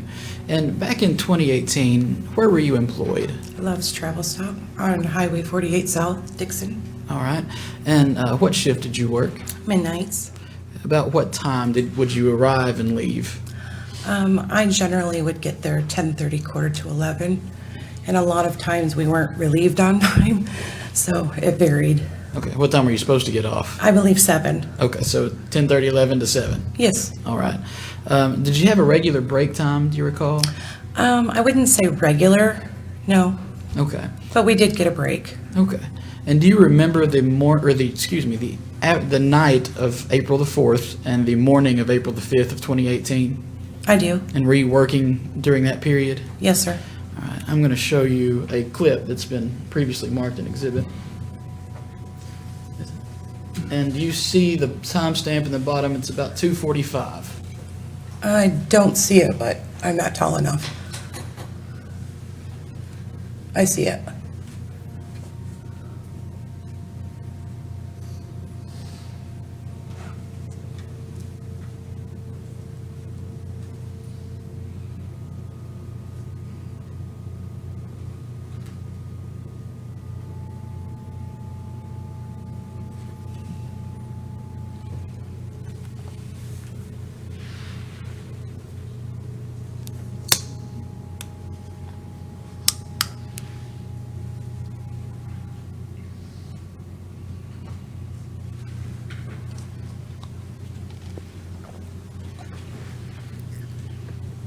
Ms. Chapman Robbins, the individual that was in that video, Mr. Joseph Daniels, had you seen him before? One time prior, I believe. Okay, about how long prior was that, if you recall? I believe it was the week of Easter. Yes. And did anyone come in did he come in the store? Is that where you saw him? Yes, sir. And was anyone with him? Yes, sir. All right, and who was with him? Little Joe. All right. And what kind of stands out in your mind about that? It was just after Easter, of course, or right there at Easter time, and I remember the little boy having pajamas on, and it was like a cartoon character, like Spider-Man or something that stood out that wouldn't be typical. All right. And so we saw this clip. It was about 2:45 when Mr. Daniels came in. Were you in the store at that time? I don't believe so. I was either ill or I had to let my dog out, and I had asked the gentleman that was at the counter, which was my supervisor, could I run home quickly, as I did that. So you were on break at that point? Yes, at that point. All right. I'm going to hand you a map here.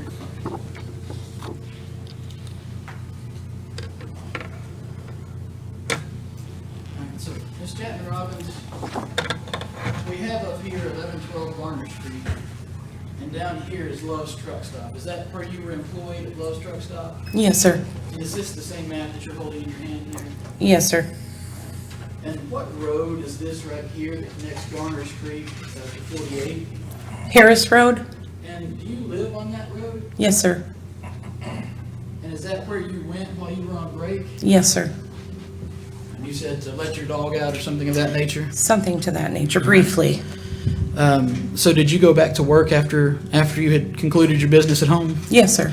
All right. Did you notice anything strange on your trip home? I Or your trip did. back to work, excuse me. I did. What'd you notice? Upon leaving my home, and again, this is in the middle of the night, so I'm very aware of the surroundings, and it was just an unusual occurrence coming down the road at that time. There was a vehicle that was almost like coasting. That's how slow. And I pulled out of my driveway behind them, and they were still moving very, very slowly, which I felt was very odd for that time of night. I thought maybe they're intoxicated, who knows, But it was just odd. And where did that vehicle go? I actually followed it back to work because they pulled into Love's. So at the stop sign, they turned right on Highway 48 South, going south, and left into the Love's parking lot. How long did they continue at that slow speed of nearly coasting, as you said? It seemed to pick up regular speed after the stop sign, yes, sir, after turning. After turning out onto Highway 48? Yes, sir. And Highway 48 is a big, kind of busy road. Is that accurate? Yes, sir. Harris Road's a little bit smaller, not as much traffic, Absolutely. on it. All right. Your Honor, at this point, I'd ask to make that first clip the next exhibit, and the map to follow, the exhibit after that. This is the video clip? Yes, Your Honor. Okay. 174? Yes, sir. Then I'd ask to make the map exhibit 175, Your Honor. 75, photo of the map. All right, Ms. Chapman Robbins, when you said the vehicle pulled into Love's. Correct. What did it do? From what I remember, only because it heightened my alert, just instinctively something wasn't right about the situation. So I made sure that I paid attention to what was in the vehicle, who was in the vehicle, what they were wearing. And they were at pump number 13. It was a maroon Chevy. I want to say Impala or Malibu, something like that. And who was in the vehicle? A gentleman got out of the driver's side, and from what I remember, and this is what was odd as well, the hood was up, so like a pullover hoodie. And was it Mr. Daniels that was in the vehicle?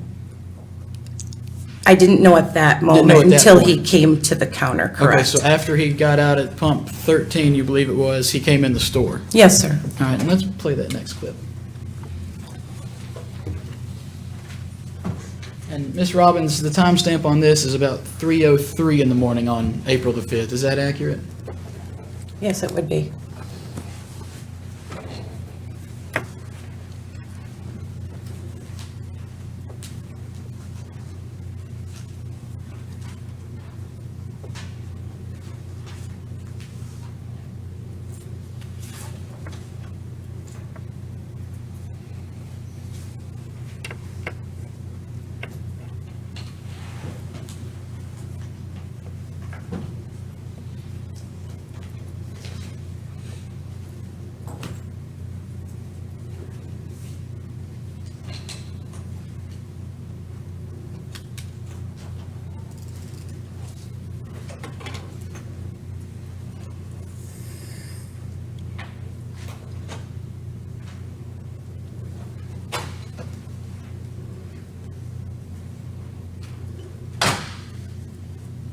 Is that you that we just saw in the bottom left corner there? Yes, sir, it is.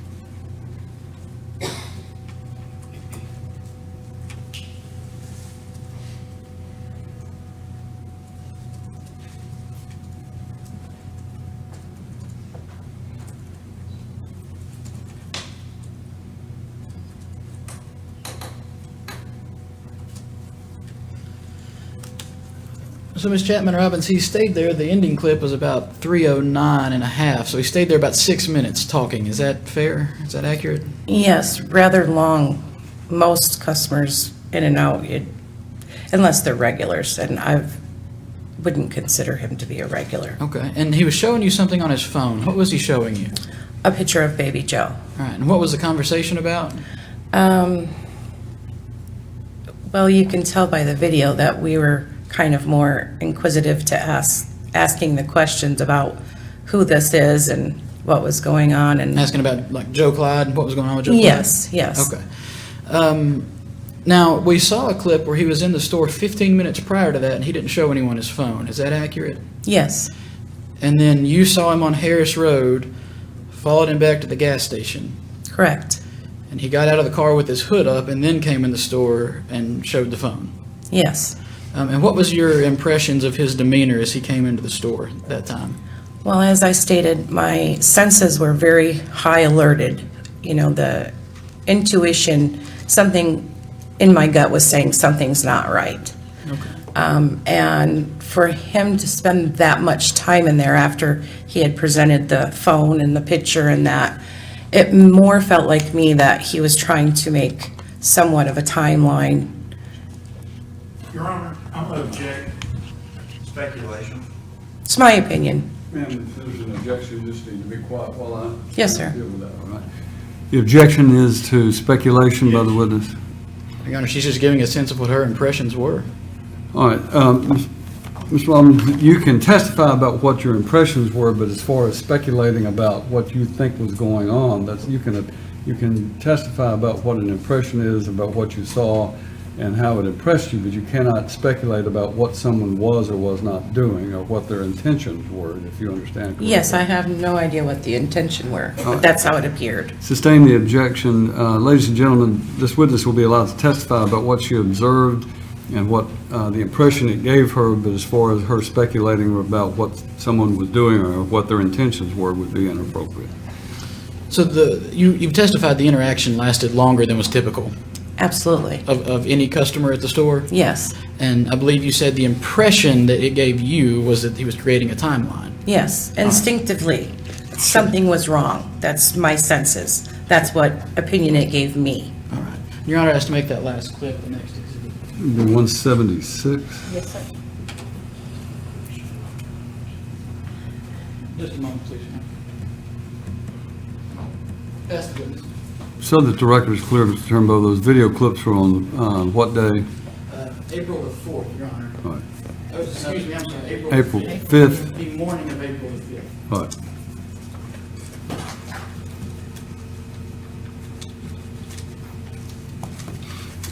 Mr. Taylor? Just to clarify, Ms. Robbins, this video was on April the 5th, 2018, correct? I believe so, yes.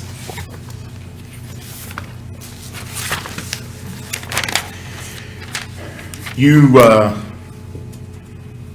encountered him first driving down, did you say Harris Road? Yes, sir. And you were behind him, Yes, sir, he would be going east and he was going slowly. very slowly. And you would expect someone that was looking for a child that had disappeared to be driving slowly down the road if they were looking for a child, wouldn't you? I would have no opinion. I don't know what they were doing. Well, if you were driving down the road looking for a lost child, would you drive 60 miles an hour down through there looking for him, or would you drive 25? I would be probably walking. You wouldn't be driving. Correct. Okay. When you walk, you go slower than you do when you drive a car, right? Yes, sir. Okay. So you would be going slowly. Yes, sir. All right.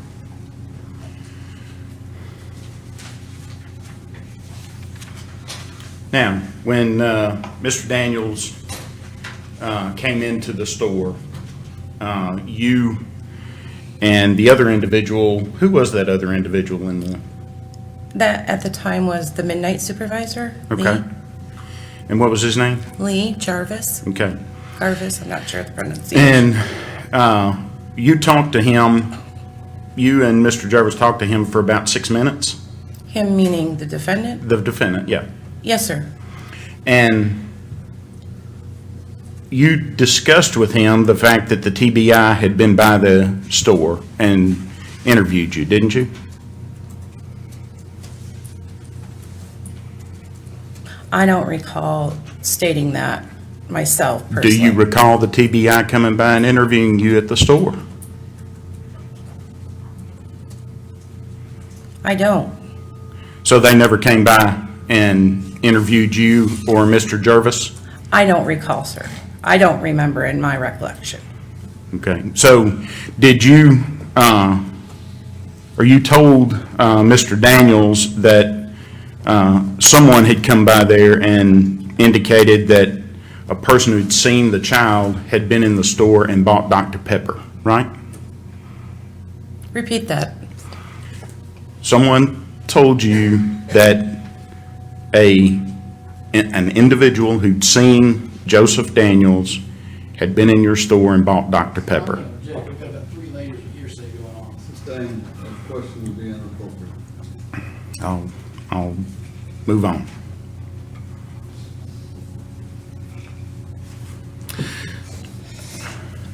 You saw the video here today, didn't you? Yes, sir. This is the first time, yes. Okay.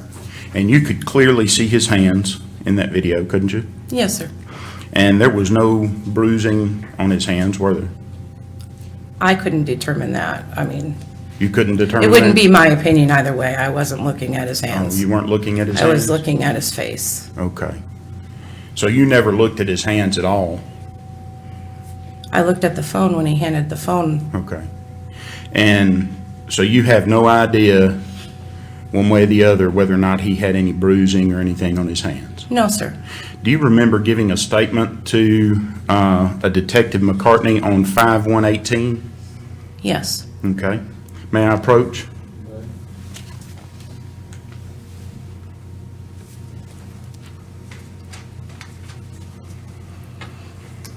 I'll hand that to you. Is that the statement? May I have a moment?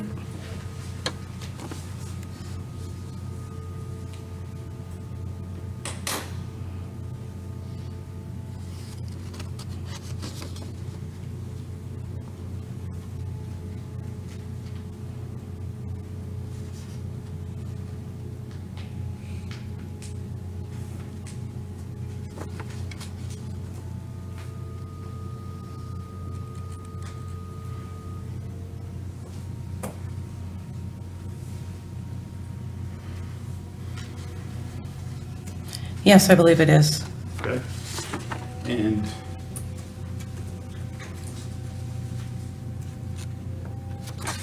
I see. Would you read this statement beginning at this word "he" right here and read to the end, to that period? Yes.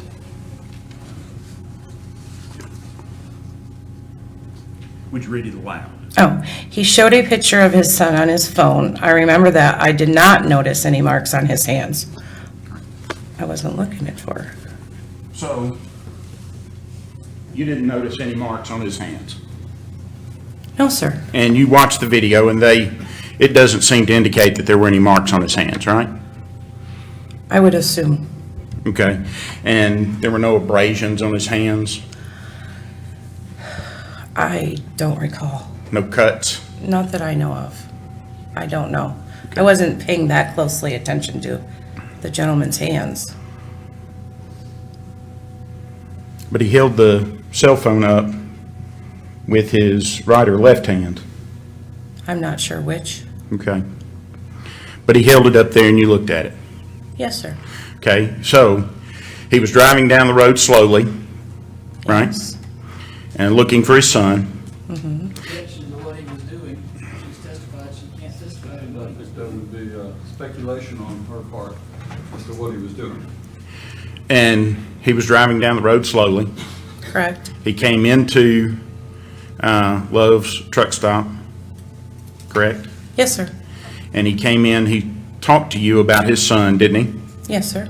And he explained while he was in there that he was looking for his son, didn't he? I believe so, yes. And he held up a phone showing that that was his son and asked if you'd seen him. That would be correct. He didn't buy a Dr. Pepper that night, did he? I don't remember.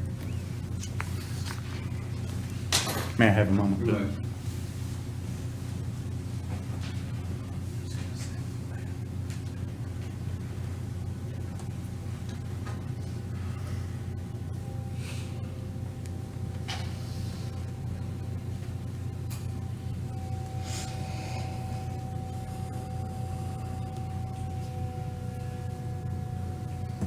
That's all. Redirect. Just briefly, Judge. Ms. Chapman Robbins, don't tell me what was said, but did the defendant's father call the store a few minutes after he left? Just after he left, it would have been a timely matter of maybe 8 to 10 minutes from him leaving the store. And who did he speak with? Myself, You spoke with the defendant's father? yes, and then he called back. And then he called back again. And I believe I referred it to Lee, the supervisor. So the defendant's father called twice after he left? Correct. That's all, Your Honor. Go ahead. Again, Ms. Robbins, this is your statement, correct? You've looked at it. It is the statement you made on 5/1/18, correct? Yes, sir. Your Honor, I'd ask that be made an exhibit and published to the jury. All right. Hand it to the clerk. 177.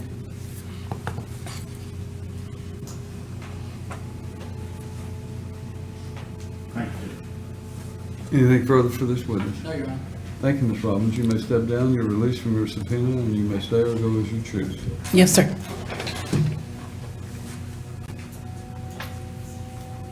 Statement, call your next witness. John Gunn, Your Honor.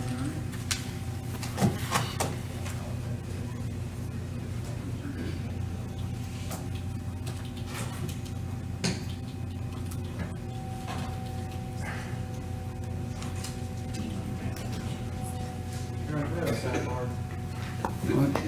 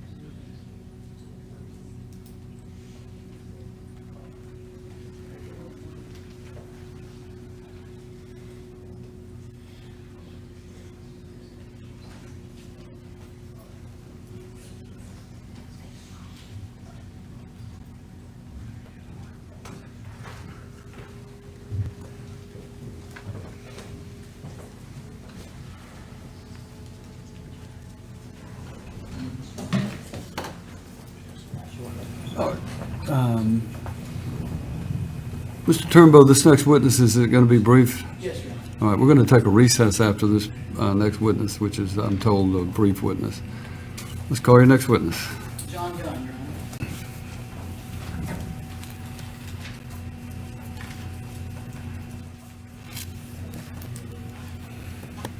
Step right up, please. If you'll come around, raise your right hand, and be placed under oath.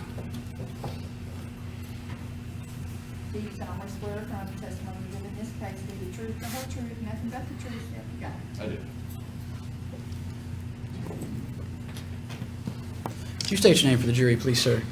Deputy John Gunn, And how do you spell your last name? Gunn, All right. Deputy Gunn, where are you employed now?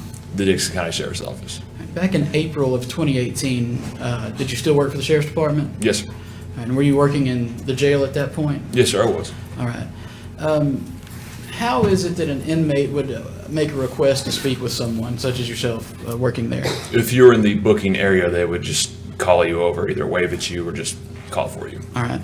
And did Mr. Daniels ask to speak with you the morning, or on the morning of April well, let me ask you this. Did he ask to speak with you? Yes, sir. All right, and you recall what morning that was?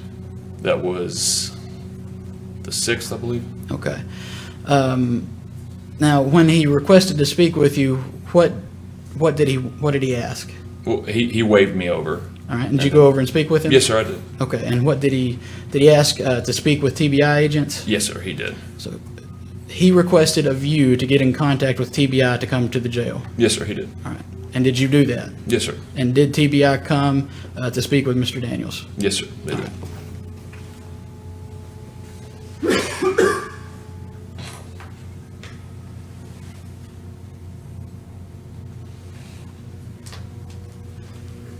So, Deputy Gunn, could it have been the morning of April the 7th?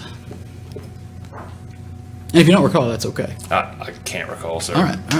And after that interaction, did you allow Mr. Daniels to make a phone call to TBI? Yes, sir, he did. All right. That's all, Your Honor. No questions, Your Honor. Thank you, Deputy Gunn. You can step down. You're released from your subpoena. Thank you, sir. Told you it would be quick, ladies and gentlemen. We'll go ahead and take our morning recess at this point. So we'll be in recess for 15 minutes.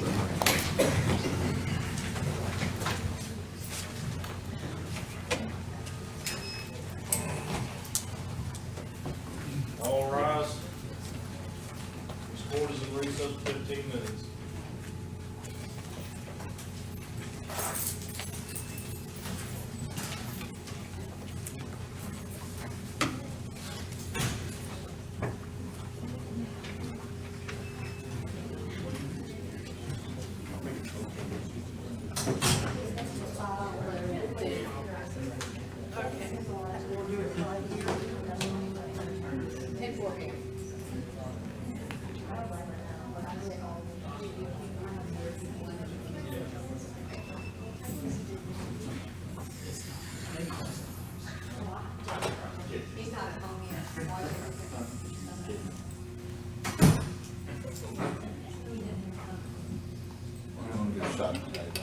You want to get shot today?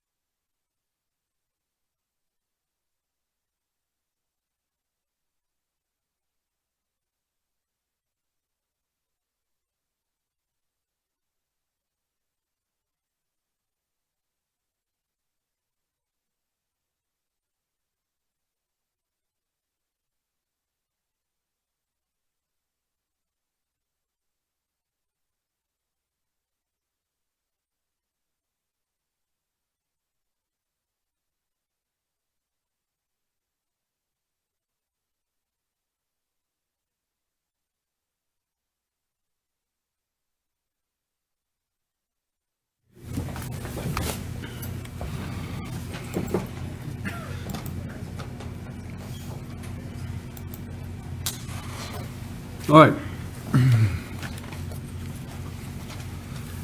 Are we ready for the jury? Bring the jury on.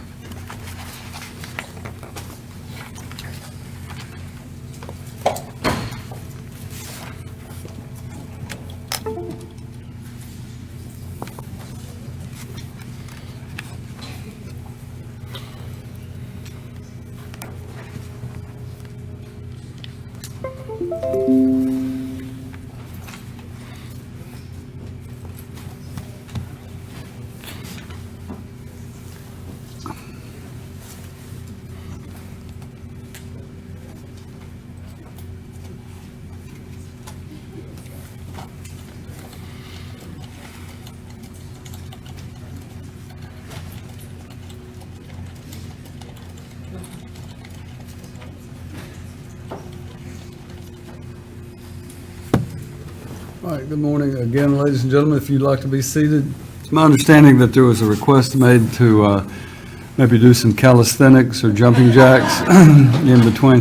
What we can do is, I understand sitting for long periods of time becomes a problem, especially if you have any physical issues. And so what I would like to do is if in between witnesses, if there's a lull in action, then if you would like to stand where you are, feel free to stand for a minute. And as long as you remain seated while we're doing the actual testimony, then there's no problem with you standing up and stretching your legs. All right, we are ready for the next. Stakeholder Brant, Holt.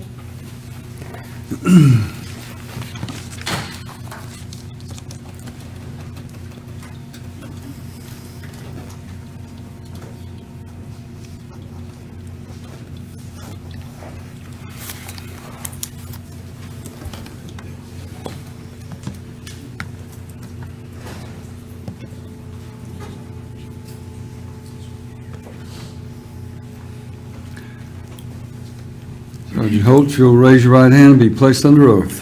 Do you swear affirm the testimony you give in this case be the truth, the whole truth, nothing but the truth, so help you God? I do, ma'am.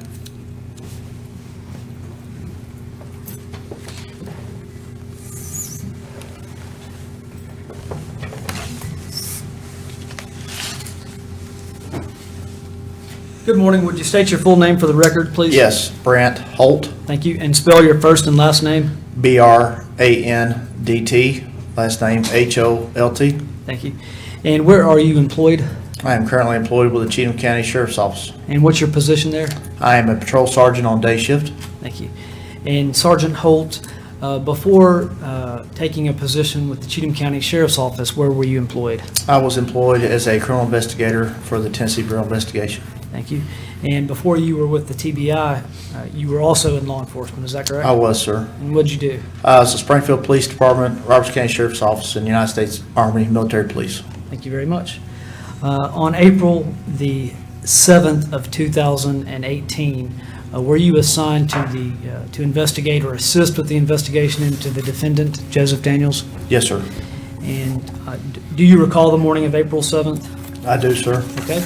And what happened on the morning of April 7th? We picked up the defendant, Mr. Joe Daniels, and transported him south into Hickman County. Okay. And who asked you to go to the Dixon County Jail to pick up the defendant? I believe it was a request through supervisor with the TBI. Okay. And the defendant requested you? Yes, sir. Okay. So at his request, you responded to the Dixon County Jail? Yes, sir. And do you know if the defendant was reminded of his Miranda warnings? He was by Agent Boyd, sir. Okay. And you observed this? Yes, sir. And in your observation, was the defendant familiar with his Miranda rights? Yes, sir. And why do you say that? He made a quote that he had the right to remain silent and anything could be used against him. Okay. And again, you were there at his request? Yes, sir. Okay.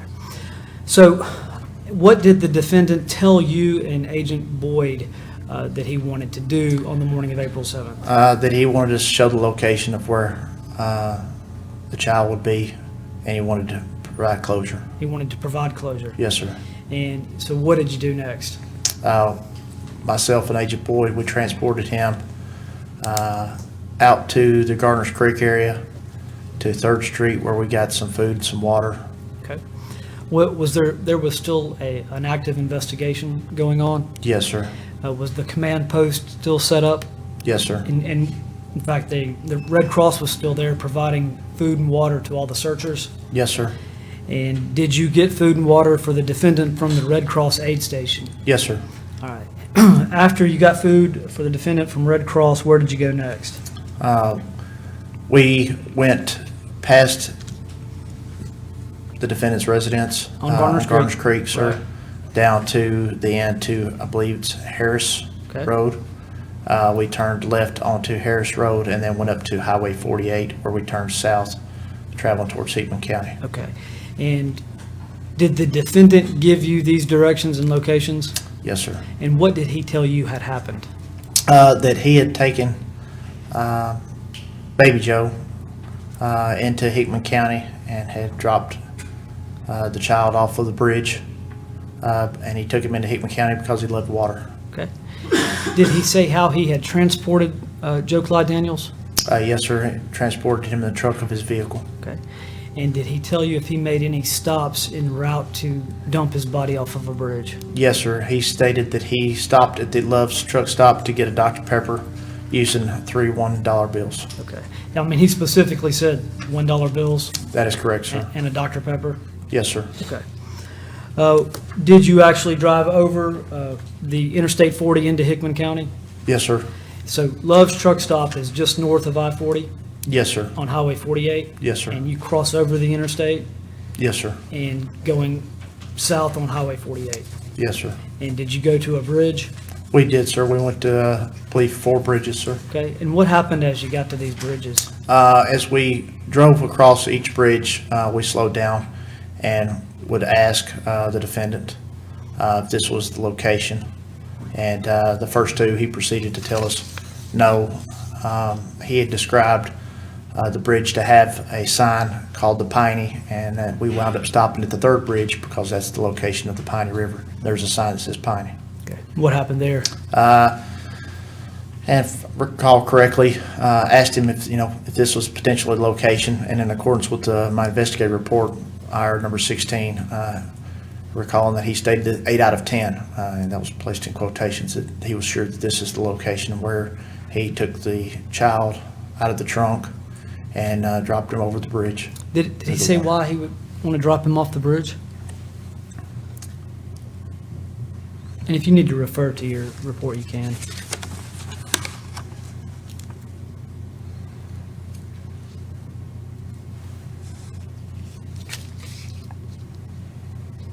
Stating why, sir, no, sir, but he didn't make a comment that he mentioned that it was a long way down to the body, Okay. hit the water.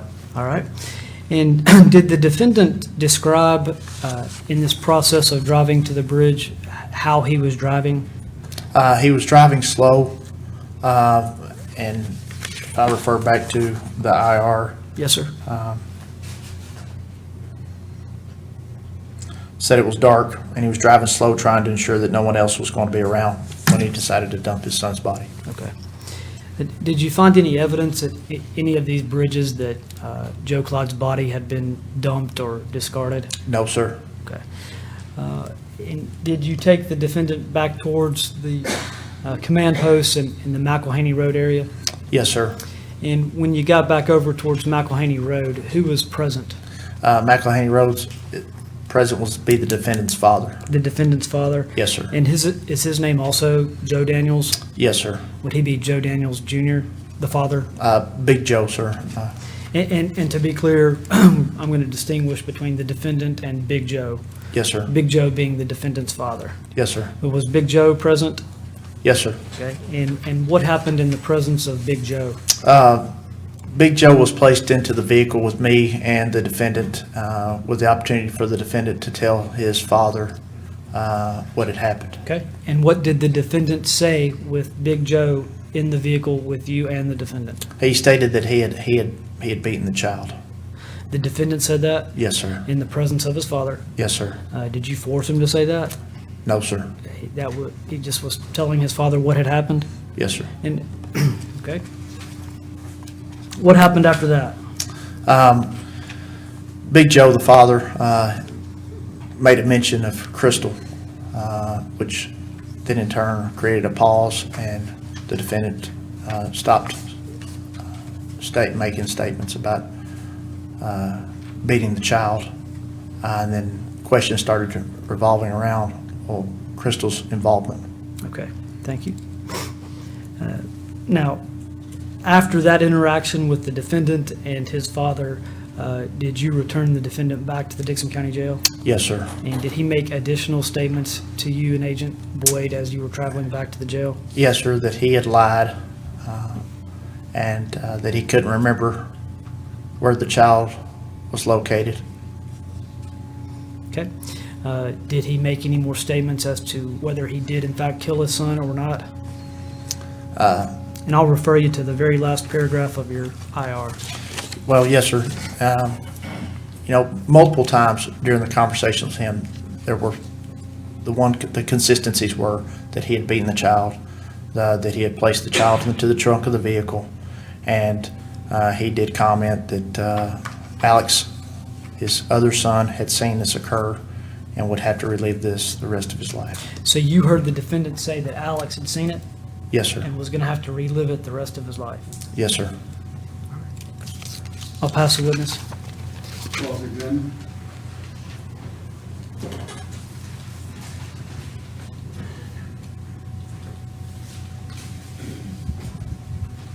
Deputy Holt? Sir. Is that right? Yes, sir. And you're describing events that took place on April the 7th of 2018, correct? Yes, sir. And you picked up Mr. Daniels, you and Agent Boyd? Yes, sir. And you were responding to a telephone call that he had made from the jail asking for TBI agents to come down there. Is that correct?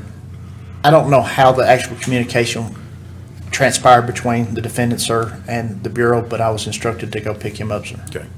And he, in that telephone call, indicated that someone, a suspect, he had been made, I'm sorry, I'll rephrase that.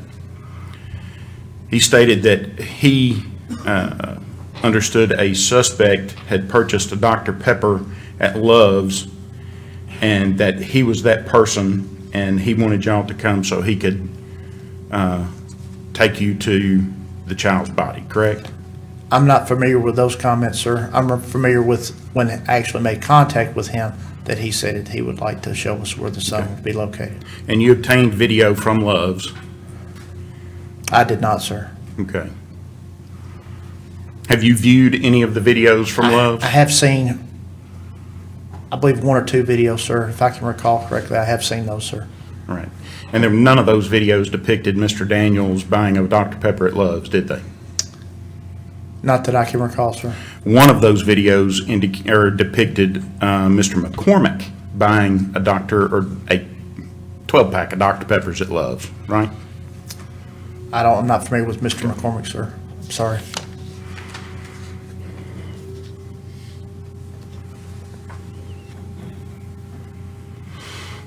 If Joseph Daniels had been made to believe that he killed Joe Clyde and hauled his body off in a car, he should be able to take you to that body, shouldn't he?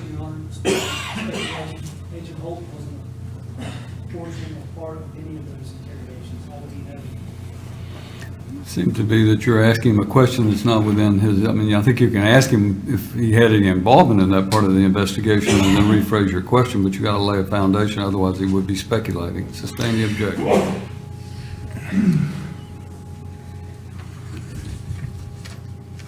Mr. Daniels told you that Joe Clyde could be found under a bridge crossing the Piney River, correct? He had commented that he believed the bridge where he had dropped the body had a sign that said Piney on it. And then we slowed down at each bridge, sir, and he paid particularly attention to that bridge where the Piney River sign was located. And you slowed down and you looked at each of these bridges? We did, sir. And you searched around them? We stopped particularly at the one that he said 8 out of 10, and then that's when he stated, well, I took the body out of the trunk and threw the body over the bridge from the passenger side. Okay. And how many of those bridges did you stop at? We actually slowed down for all 4 bridges, sir, but mainly the one he said, stop here. We were stopped, that's the one we stopped at, sir. So he took you to 4 bridges. You looked at all 4 of those bridges for Joe Clyde Daniels. I did not personally look for that one. I do know that they were searched, sir. If I recall correctly, in reading the IR's TWRA, Officer Andrew Deaton, I think was one, when we stayed with the defendant, sir, and we were traveling back, I believe Mr. Deaton with TWRA and his crew actually went down to that one particular location. And throughout this search, down into Hickman County, you never recovered any evidence, any physical evidence whatsoever? No, sir.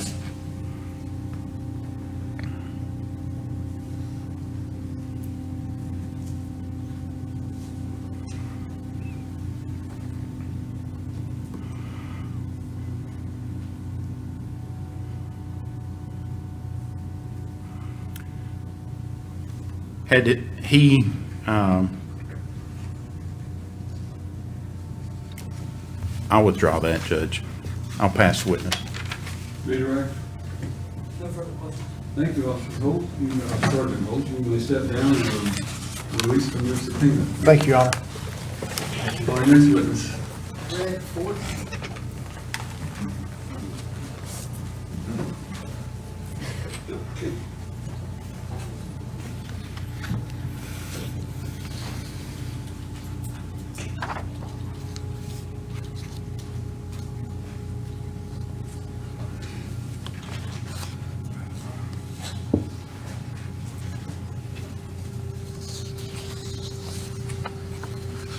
Ladies and gentlemen, I have a smartwatch that my children got me, and it sends me these messages about it's time to stand up occasionally. I don't know, and unfortunately, I have to ignore it more often than not when it goes off while I'm on the bench. But I understand your feeling. It's terrible when your watches are smarter than you are, isn't it?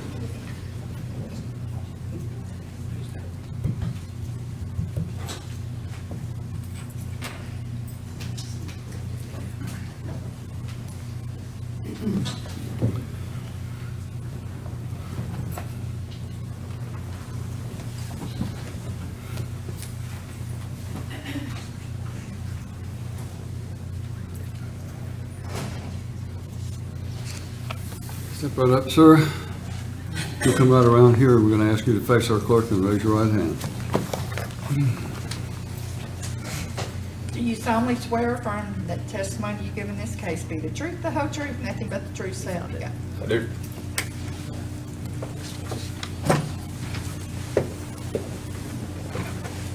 I'm going to ask you to speak loudly into that microphone so everyone can hear it, all right? Yes, sir. Good morning, sir. Would you state your name for the jury, please? Greg Fort, And how do you spell it? Greggfort. All right, and where are you employed? I'm employed at the Tennessee Bureau of Investigation Crime Lab in Nashville. Okay, and what do you do with the crime lab? I am currently in the firearms and tool mark identification unit. On April the 7th of 2018, were you still employed at the TBI crime lab? I was, yes. And were you employed in a different capacity there at that time? At that time, I worked in the forensic biology unit, and I did then, and I still do, work for the VCRT. What is the VCRT? Is the Violent Crime Response Team. And what does the VCRT do? So the VCRT will get called by one of our agents or another agency to come out and assist or process a scene. Okay, and so was the VCRT called out on April the 7th of 2018? We were actually called on the 6th, the night before, to arrive the next morning. So And what was your role on the team at that point? I was the team leader of the team that got called out to the scene. Okay, and let's talk about the makeup of the team a little bit. Who all makes up the team, or what specialties? So the team is made up of other scientists in the lab itself, and there's a documenter that will actually document the scene. There's a forensic biologist, a micro person that does microanalysis such as shoe prints and tire tracks and things of that nature. There's a firearms expert and a latent prints person that will also come out with us. All right, and then there's a team leader, and what's the team leader's responsibilities? As a team lead, I'm there to help coordinate the team itself, be a liaison between the agent and the team, move the team around. I'm sorry, I forgot to mention, we also have a scan station person that comes out and will actually scan the scene. So the coordination between the scan station people and the team itself, just to assist and help the team where it's needed and just make sure everybody's kind of got everything they need and don't need anything else and have the help that they need.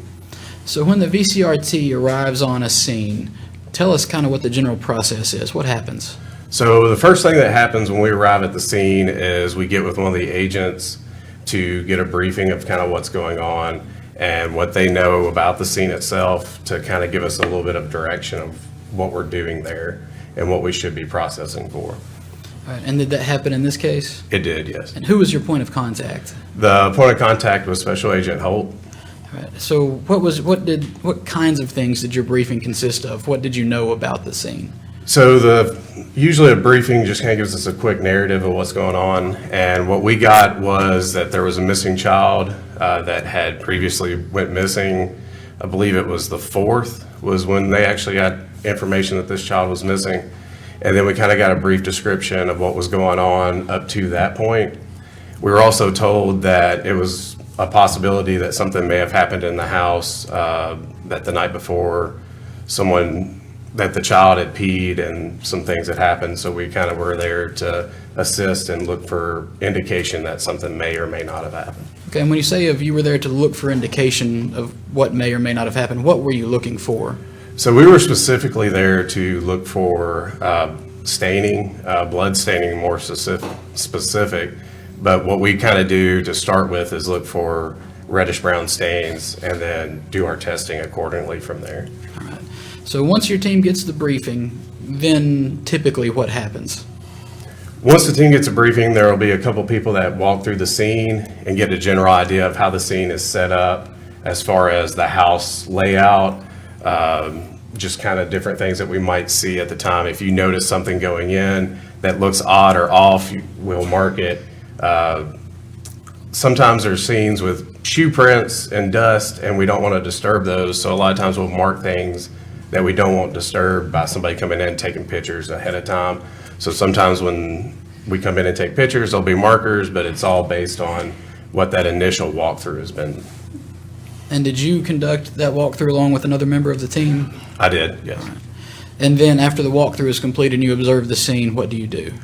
So once the walkthrough is completed, we'll come back out and brief the rest of the team of what we've either found or where to go from there as far as processing the scene itself. All right. And I'm going to show you a picture here.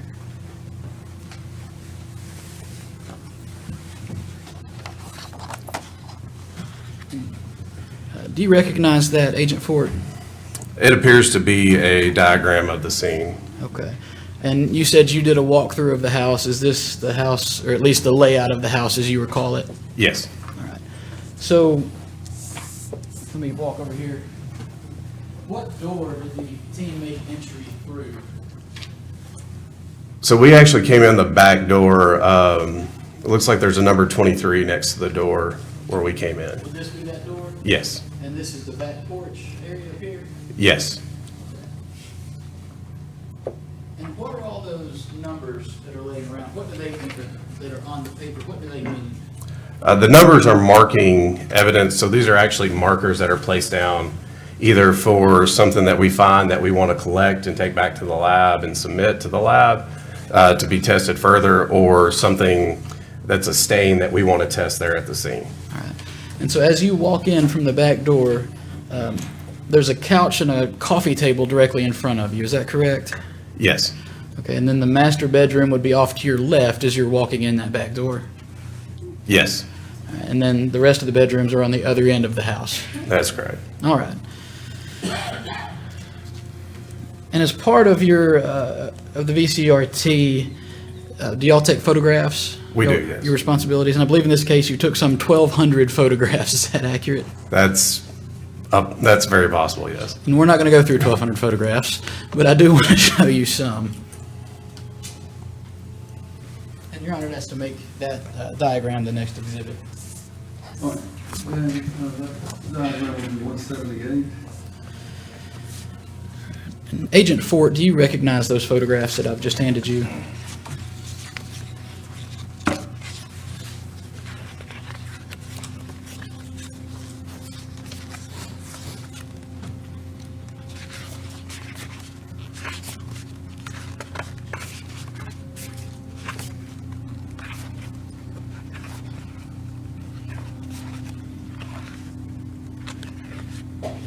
These all appear to be pictures that were taken there at the scene by the VCRT. All right, if we could go to the next photo there. So Agent Fort, on the left side, is that the front of the house that we are seeing? On the left, yes. All right. Do you have any recall of what this area right here is? No, I believe it's part of landscaping or just the general area of the front of the house. And is this the back porch that the thing went up and went in the back door? Yes. Let's make that the next exhibit, Your Honor. Are you going to mark each one of these individually? Yes, Your Honor. It'll be 179. And Agent Fort, where was this blanket? Was it located on the back of the house? Yes, it was located, when I actually said 23 was next to the door on the diagram, that's actually marker number 23. This was a comforter that was sitting in a chair right next to the back door on the back porch area. So there was a comforter that was on the chair. It was a comforter and a pillow, both. So All right, and what was the marker there representing? that was just to mark those items to be collected. All right, and then the picture on the right, is that the door that the team made entry through? Yes. And what is there on the left as you're walking in the door? It was like a wagon with some toys and stuff on it. All right, does that toy box and wagon, and does that block part of the entryway as you're walking into the door? Partially, yes. All right, has to make that the next exhibit, Your Honor. No, I'm sorry, that's 180, correct? Yes, sir. So now, Agent Fort, is this the living room as you're making entry through the back door? Yes, All right, and is that the couch and coffee table that we see there? it is, yes. And just the general state of the living room and the house, did it appear to be picked up and vacuumed and that sort of thing? Yes, it seemed to be straightened and clean. Okay, so it appeared to be straightened and cleaned? Yes. All right. Next, make that the next exhibit, please, Your Honor. And then what is this photograph depicting, Agent Ford? A stain that was on the wall All right, that's, by the doorway. So did that stain turn out to be anything significant? it did not, no. All right. The next exhibit, please, Your Honor. All right. And is this the mantle that was above the fireplace in the living room? It is, yes. So if you're sitting on the couch that we saw previously, would you be looking at this mantle? Yeah, it would be across the room Be from across you the at that room. point. yeah. So this is to your right as you're coming in the back door? Correct. All right. The next exhibit, please, Your Honor. And Agent Ford, are these toys that is below that mantle that we were just speaking about? Yes, there was a pile kind of like below the mantle to the right and then kind of in that corner between this other chair and. Okay, so there's the two corner. piles of toys. Yes. One over by the door and then this pile that was to the left of the mantle. Yes. All right. The next exhibit, please, Your Honor. All right. Now, Agent Fort, this is the living room as we've described it. Tell us about that, or what's in front of the door? It was like a hutch style cabinet that was sitting in front of the door. And is that the front door to the residence? That is, yes. All right. And is there two pieces to that hutch? Yes, there were. And in that picture, are the two pieces kind of as the top off the bottom? Yes. And did your team do that, or was it that way when you walked in? It was that way when we arrived at the So scene. this is just as the scene was when you got there? Yes, these are pictures indicating how it was when we were there. All right. Move that as the next exhibit, please. And Agent Fort, were there numerous stains on the floor? Yes. All right. And on the carpet in the living room? Yes. And is that kind of what this picture is depicting, is some of those stains? Yes. All right. Make that the next exhibit, please, Your Honor. All right, and what are we seeing here, Agent Ford? This is just a picture of a coffee table and chair and some of the carpet around that area. All right, and then there was is there some staining on the floor, on the carpet around the coffee table? There was, yeah. And I believe in your report, you note that there's a possible bleach stain in the front of the coffee table. Yes. Next exhibit, please, Your Honor. All right, Agent Ford, is this the entry, the double door entry to the master bedroom on the left? Yes, it is. All right, and is there appear to be a lock on that door? Yes, there was kind of a lock up at the top of it. All right, and is that on the living room side of the door or the inside of the bedroom? That was on the living room side of the door, so if you were walking into the bedroom itself, it would have been facing you when the doors were closed. I would ask to make that the next exhibit, Your Honor. And Agent Ford, is this looking at the inside of that master bedroom and then back out into the living room from the master bedroom? Yeah, so the first picture would be coming into the bedroom and looking off to the left side, like you were facing the back side of the house. And then the next picture would be standing inside that bedroom, facing out into the living room area. Ask to make that the next exhibit. Okay, so obviously at this point, the team has been in the house, is that right? Yes. Because we see these markers all over the living room. And is this the living room that we're seeing in this picture? That is, yes. And what are these markers representing? These markers were actually part of some testing we had done. It was, we use a chemical test to kind of give us a luminescence glow, if you will, for what could possibly test as blood. It's more just to find staining and then test it further from there. So these markers were actually areas that tested positive for that blue star, which is that chemical we use. Okay, so one of your jobs, as you stated, was to see if there was any blood on the scene. Is that accurate? That's correct. So how do you do that as the VCRT team or the VCRT? How would you do that? So the first thing we do is we will visually examine the scene itself, just looking for anything that's got a reddish brown stain hue to it. And then that stain will be marked, and then it'll be tested with chemicals that would be either presumptive or not presumptive for blood. And then those would be sent to the lab for further testing for DNA and so forth.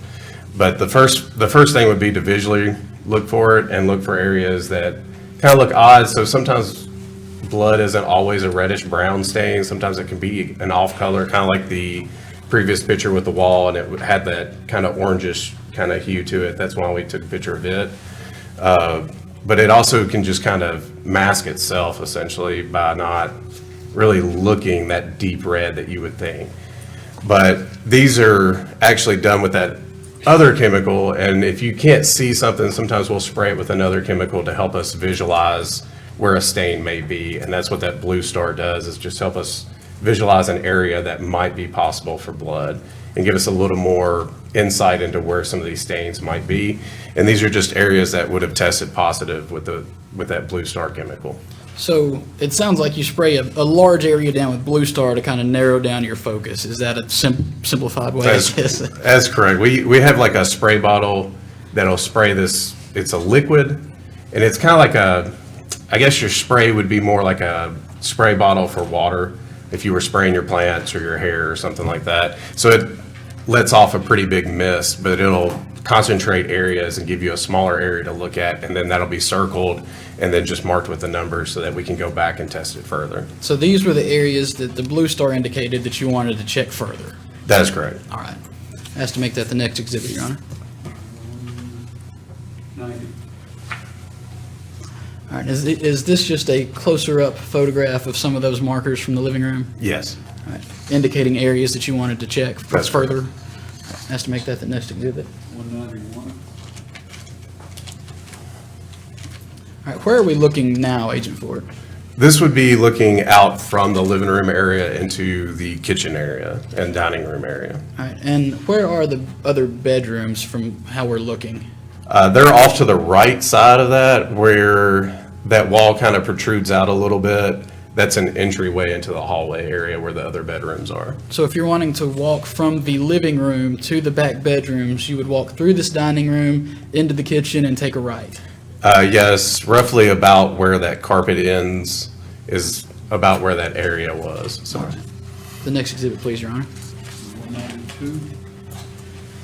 So at this point, Agent Ford, is this picture taken from standing in that doorway of the kitchen yes, to the back part of the house or the bedrooms?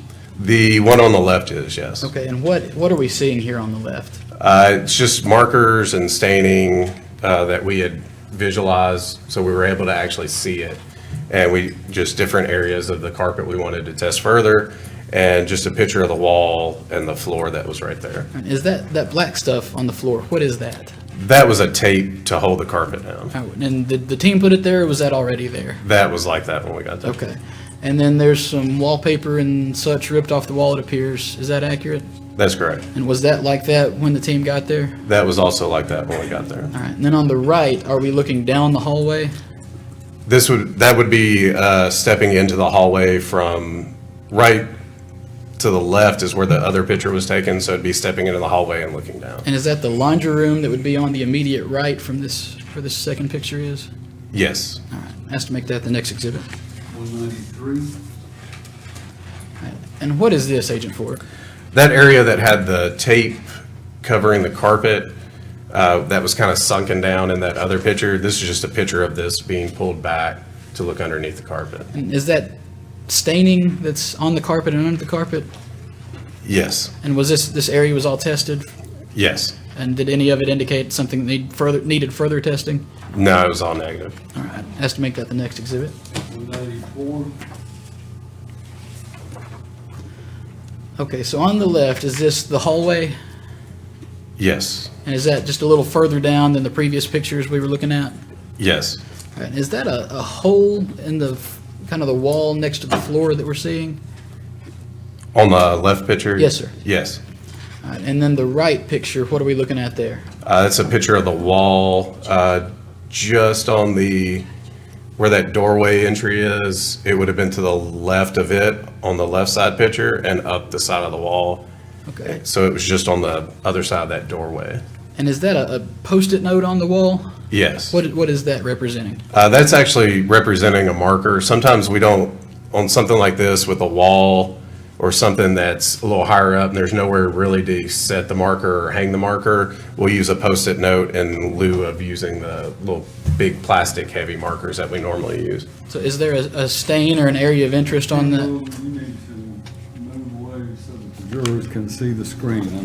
I've had some indicators. Yes, sir. You could come stand maybe over in this direction and talk with him or wherever you want to. The problem is if you want to stand at the council table, that's fine, but I appreciate the jury letting me know they can't see. We have a great courtroom. One of the disadvantages is the podium is large enough and someone standing there makes it difficult for the jurors to all see. Thank you. All right, so Agent Ford, is that Post-it note there, you said that was representing a marker? Correct. And is there a stain or an area of interest on the wall? Yes, there was just a little bit of staining there on the wall. Has to make that the next exhibit, Your Honor. 195. All right, Agent Ford, so we are now obviously outside the house. Is this to the back of the house? Yes, this would have been in the backyard of the house, yes. And this shed here, was it locked with that rock in front of the door when the team got there? Yes.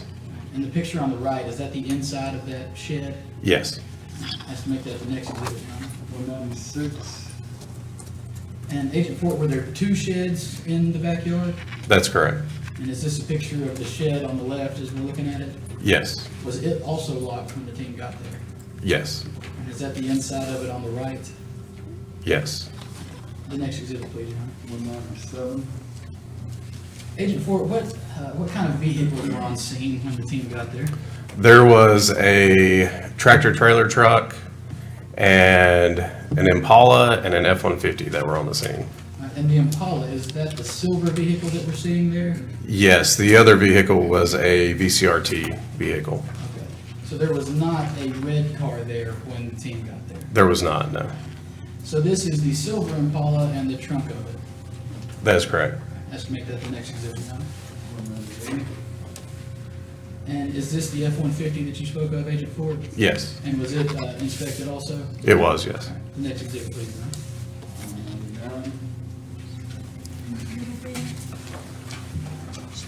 I believe that's the last photograph.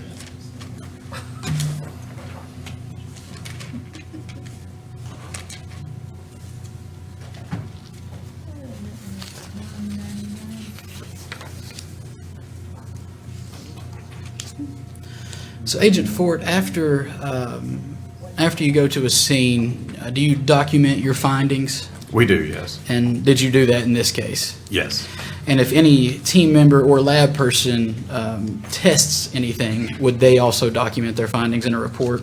Yes. All right, I'm going to hand you the document.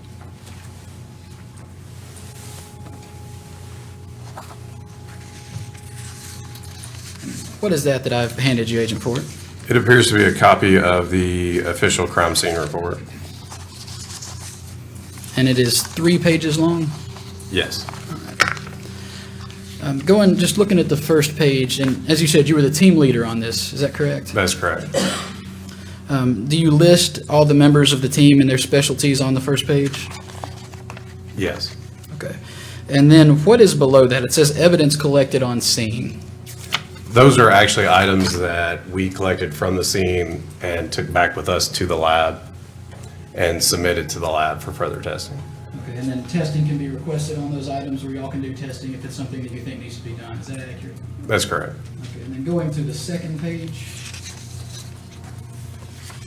So here, we start talking about the chemical spray Blue Star that you were speaking of earlier. Is that right? That's correct. So you note the front bedroom, living room, and the hallway. Were all those areas tested with Blue Star? Correct. And the front bedroom, what was the test results on that? The front bedroom was tested negative. And the living room and hallway, what were the results on that? Those tested positive with the Blue Star. Okay. And let's go through again. What does that indicate to you? Just that they need to be tested further for actually do chemical testing for blood. And so what is that further testing? That would be the TMB&P test. Okay. And what does that do? That'll actually give us a color change when it's tested with the chemicals that are added. So all the areas of interest that we talked about earlier, the markers and it appears some other areas, were tested with the TMB&P? Yes. Okay. And is that the list of items that we're seeing there? Yes. Looks like a list of 1 through 38. That's correct. And did any of those indicate the presence of blood? They did not, no. Now, I want to draw your attention specifically to number 7. It says possible bleach stain in front of coffee table in living room. Do you see that? Yes. And were there other stains on the living room carpet as well? There were, yes. How would Blue Star interact with bleach? It can give us a positive result with the Blue Star, just to give us further indication that it may need to be tested.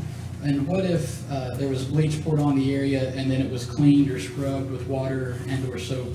Something of that nature. It's possible that it diluted things out and made it where it didn't react with either testing. Okay, and does bleach, would it react with the TMB&P test? The bleach itself should not, but if it had blood in it, it should react. Okay, so if this is a bleach stain covering blood, what would the bleach do to the blood? The bleach, depending on how long it's there and how well it's put on or how concentrated this is, it may degrade the blood and possibly just completely get rid of anything that would be testable and give us a positive testing. So is there any way to tell exactly how long that stain had been there or the amount of time it would take to where blood wouldn't react? No, there's not. And was there a carpet that was cut up and looked under in the living room? Yes, we cut the majority of the carpet up and pulled it away to look underneath the carpet itself. And what were you looking for when doing that? We were looking more specifically for some staining that may have been seeped through the carpet and not shown on the top of the carpet. So we were really kind of looking for concentrated areas of staining underneath that carpet also. And did you see any staining of that nature? We did not, no. Okay. And if there was a small amount of blood, say from drops from a nosebleed or a cut, could the area you said of possible bleach easily have covered that up? Yes, it probably would not have seeped through the carpet. You're going to estimate that his report, the next exhibit. Be 200.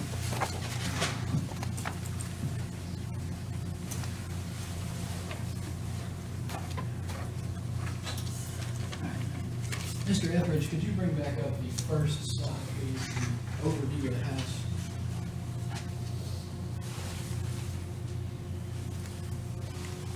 So Agent Ford, this is the layout of the house. We've talked about a front door that faces the road, the back door that your team made entry into. Was there also another door to the residence? There was, yes. And where was that door? That was actually in the laundry room. You can see on the back side of the house that door swinging out. So is that right here? Yes, And did you and your team go in and out that door? we did, yes. Tell us about opening that door. Was it easy to open? Did you have difficulty opening it? It wasn't easy to open it. It kind of stuck when you went to open it up. So the first time you went to open the door, it was stuck and harder to open? Yes. All right. Is that the door that y'all went in and out mostly? It depended on what kind of testing was going on in the living room, so we did go in and out of it pretty regularly, just as much as we would of the back door also. When you first opened it, you said that door was harder to open and it was kind of stuck. Yes.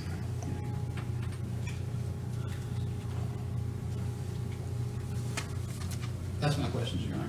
We're waiting on a question. Mr. Mitchell, you may cross-examine the witness.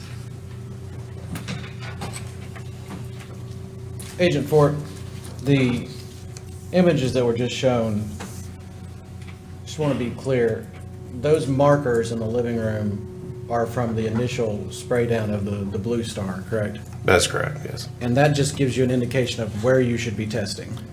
Yes. And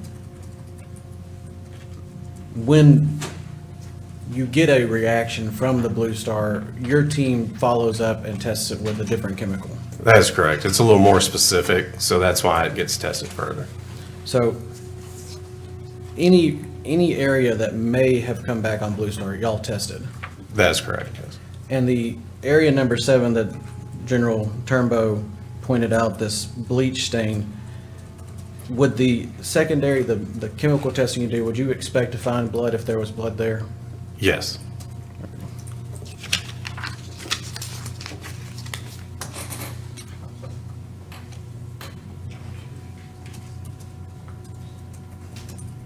Ladies and gentlemen, please step across the hallway, please. Give you an opportunity to stretch your legs.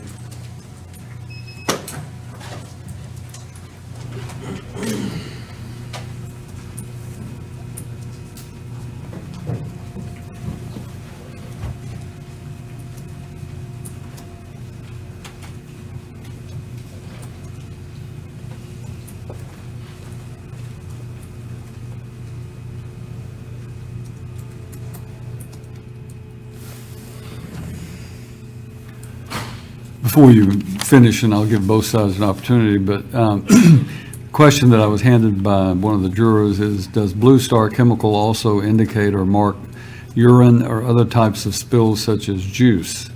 And that would be the question that I think is a legitimate question from the jury, and I'll either allow one of you to ask or I'll ask it myself. All right. Then when the jury comes back, I'll go ahead and ask that question and then allow you to finish up your cross-examination. Is that sufficient? Yes, sir. All right. While the jury's out, I'd like to ask, first to see if he knows if he's ever tested juice, urine, and those type of things. So you want to know the answer to the question before we ask it in front of the jury? Is that I want to know if there's a foundation for him to be able to testify, whether it will give false positives or not. all right. Well, then I'll ask the question. Does Blue Star chemical also indicate or mark urine or other types of spills such as juice? It does, yes. And were any of those marked according to what you found on this scene? Yes. And did any of those test for those things? We don't test specifically for urine and juice, but they do, anything that does test positive for Blue Star, we do test further for blood. Right. So if there was a urine stain, and I'm not going to ask this in front of the jury, but I'll allow the lawyers to, but if there was a urine stain on a carpet, for example, it would have marked it with Blue Star, but then you would have had to follow up with testing, is that correct? That's correct. And to your knowledge, was any testing done to determine any of that? As far as to determine if it was urine or not? Yes. No. All right. Then we will allow those, I will allow that question, the one question of the jury, to be asked when they return. You can ask that question, Mark? I'll ask that question. And then we'll get follow-up. Yes, sir. Bring the jury in.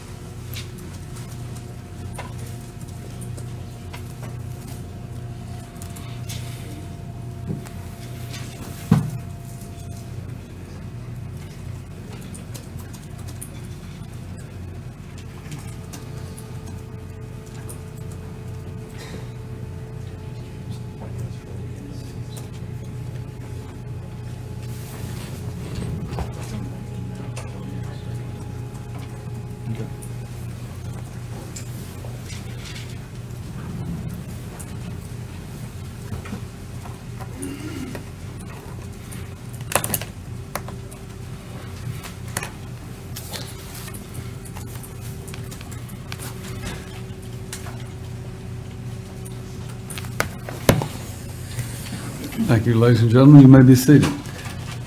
All right, in your absence, I considered one of the questions that I was handed by the jurors, and I'm going to go ahead and, by agreement of the parties, I'll be the one to ask it of the witness. Does Blue Star Chemical also indicate or mark urine and other types of spills such as juice? It's possible that it will react with those things. All right. Mr. Mitchell? And I'll follow up on that. You may. When it comes back positive like that, do y'all test for anything other than blood? With reaction to Blue Star or Correct. just in general? If there's a reaction to Blue Star, are you testing it for anything other than blood? No, Are you testing it for bleach? we are not, no. When number 7 says it's a possibly bleached area, do you know if it was bleach? I believe it's stated as a bleach stained area, and all that is an indication that there was a dark spot in the carpet and it was whited out, so the pigments in the fabric would have just been a lighter color. But even if there was blood there and then bleach was put on it, you would still anticipate to see the blood? If it did not degrade it to the point that we couldn't test it, yes. But it's still possible with your chemical testing to see it? Yes.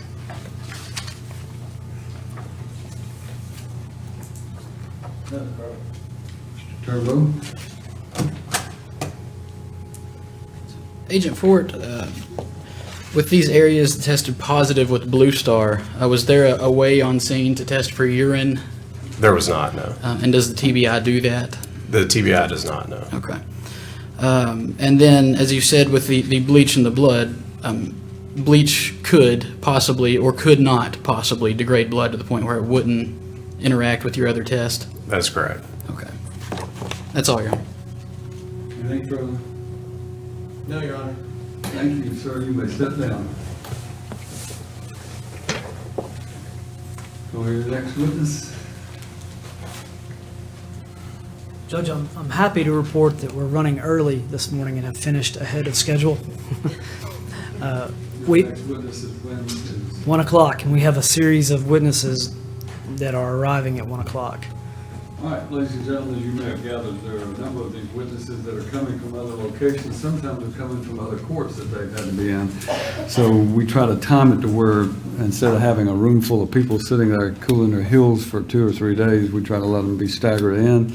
So right now, we've moved so quickly this morning that we have finished all of the witnesses that we had this morning. So you're going to have a little bit of a longer lunch hour. We'll be in recess for lunch until 1 o'clock.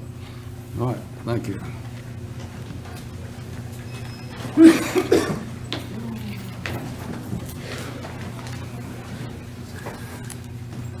Let me just, before we adjourn or recess for lunch completely, let's just make sure after the jury's out, I just want to make sure we're all on the same page.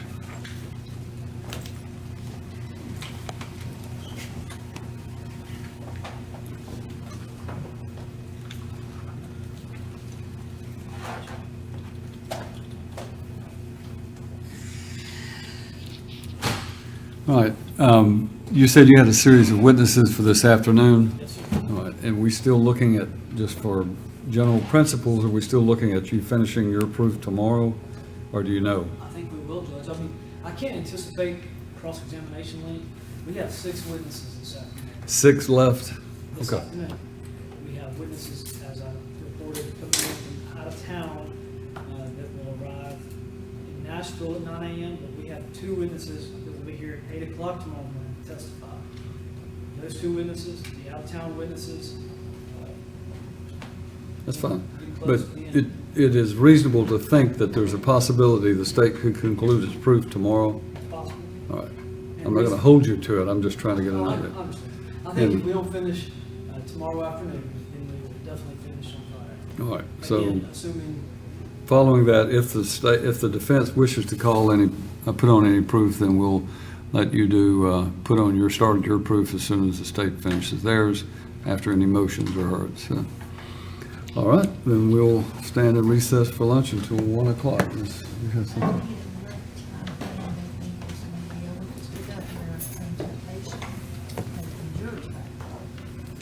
Well, Ms. Lewis was just pointing out that we have to have a rough time frame for finishing the trial so that the jurors could be transported back to their home in Hamilton County once we're finished. It's a little hard to expect. We don't know how long they're going to deliberate, for one thing. and Judge, I think between Mr. Lockard and I, we gave him a rough expectation of the board hour, 2 to 3 weeks. Yep. That's as rough as it gets. So they may be hanging out in beautiful Dixon County waiting for the bus to arrive if we have to, if we're not able to get it more definite. So we'll deal with that. Recording stopped. All right, thank you, and we will now take our lunch recess. All rise. This court is in recess until 1 o'clock.